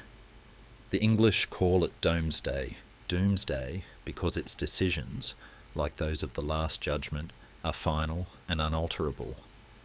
There is no appeal. It is the first time a European kingdom has been catalogued so completely. It is a feat of administrative genius, a snapshot of a nation in the grip of total change. When we open its pages today, we see the autopsy of the Anglo-Saxon aristocracy. The names listed as owners in the time of King Edward, 1066, are English: Godric, Leofric, Ethelwald. The names listed as owners now, 1086, are French: Hugh, Roger, Robert. In the neat Latin script of the scribes, we see the theft of a nation formalized. The rewriting of England is quite literal. It is written in sheepskin and oak gull ink, but while the land is locked down, the soul of the country is beginning to drift. A slow, silent alchemy is taking place in the mouths of the people. The Normans brought French, the language of the court, the law, the castle. The English kept their Germanic tongue, the language of the field, the hearth, the earth. For generations they exist side by side, rubbing against each other like tectonic plates. We see this friction in the words we use today. The animal in the field is a cow, English, cu, but the meat on the table is beef, French, bœuf. The animal is a sheep, English, sheep, but the dinner is mutton, French, mouton. The English raised the animals, the French ate them. Yet, over centuries, the barrier dissolves. The grammar of the English proves stubborn, stripping the complex endings off the French words, absorbing the vocabulary, creating a hybrid tongue. This new language, Middle English, will one day produce Chaucer and Shakespeare. It is a language of incredible richness, born from the trauma of invasion. The Normans conquered England, but in the end, the English language conquered them. William does not live to hear this new voice. His end, when it comes in 1087, is a grim reminder that even conquerors are mortal meat. He dies not in England, but in France, fighting a border skirmish. His horse rears, throwing him against the pommel of his saddle, rupturing his internal organs. He dies in agony. And then, the indignity. His body is too large for the stone sarcophagus prepared for him. The attendants try to force it in. The body bursts. The church fills with a stench so foul that the funeral rites are hurried to a close. It is a grotesque finale for the man who reshaped Europe. But he leaves behind something that will outlast his rotting corpse. He leaves an England that is no longer an island adrift in the Scandinavian north. He has towed it violently toward the continent. He has built the cathedrals, Durham, Winchester, Ely, vast stone ships that anchor the faith to the soil. He has created a centralized state, stronger and more efficient than anything else in Europe. He has ended the Viking Age forever. Never again will a dragon ship terrify the English coast. The shield wall has been replaced by the knight. The Wheaten has been replaced by the Great Council. The wooden hall has been replaced by the stone keep.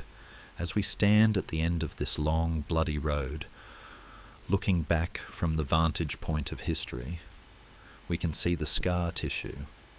The Battle of Hastings was a tragedy for the men who died there. It was a catastrophe for the culture that was crushed, but it was also a beginning. The England that rises from the ashes is a dynamic, aggressive, complex hybrid. It is a nation of synthesis. The melancholy poetry of the Anglo-Saxons blends with the administrative steel of the Normans. The love of freedom meets the discipline of law. The sun has set on Senlac Hill. The grey apple tree is gone, replaced by the high altar of Battle Abbey, built by William to atone for the blood he spilled. The mist returns, curling around the ruins, softening the edges of the stone. The 14th of October, 1066, is silent now. The screams are gone. The arrows have rotted. But if you listen closely to the wind in the Sussex grass, you can still hear the echo. The collision of two worlds. The breaking of the shield wall. The day the page turned. The day England was rewritten.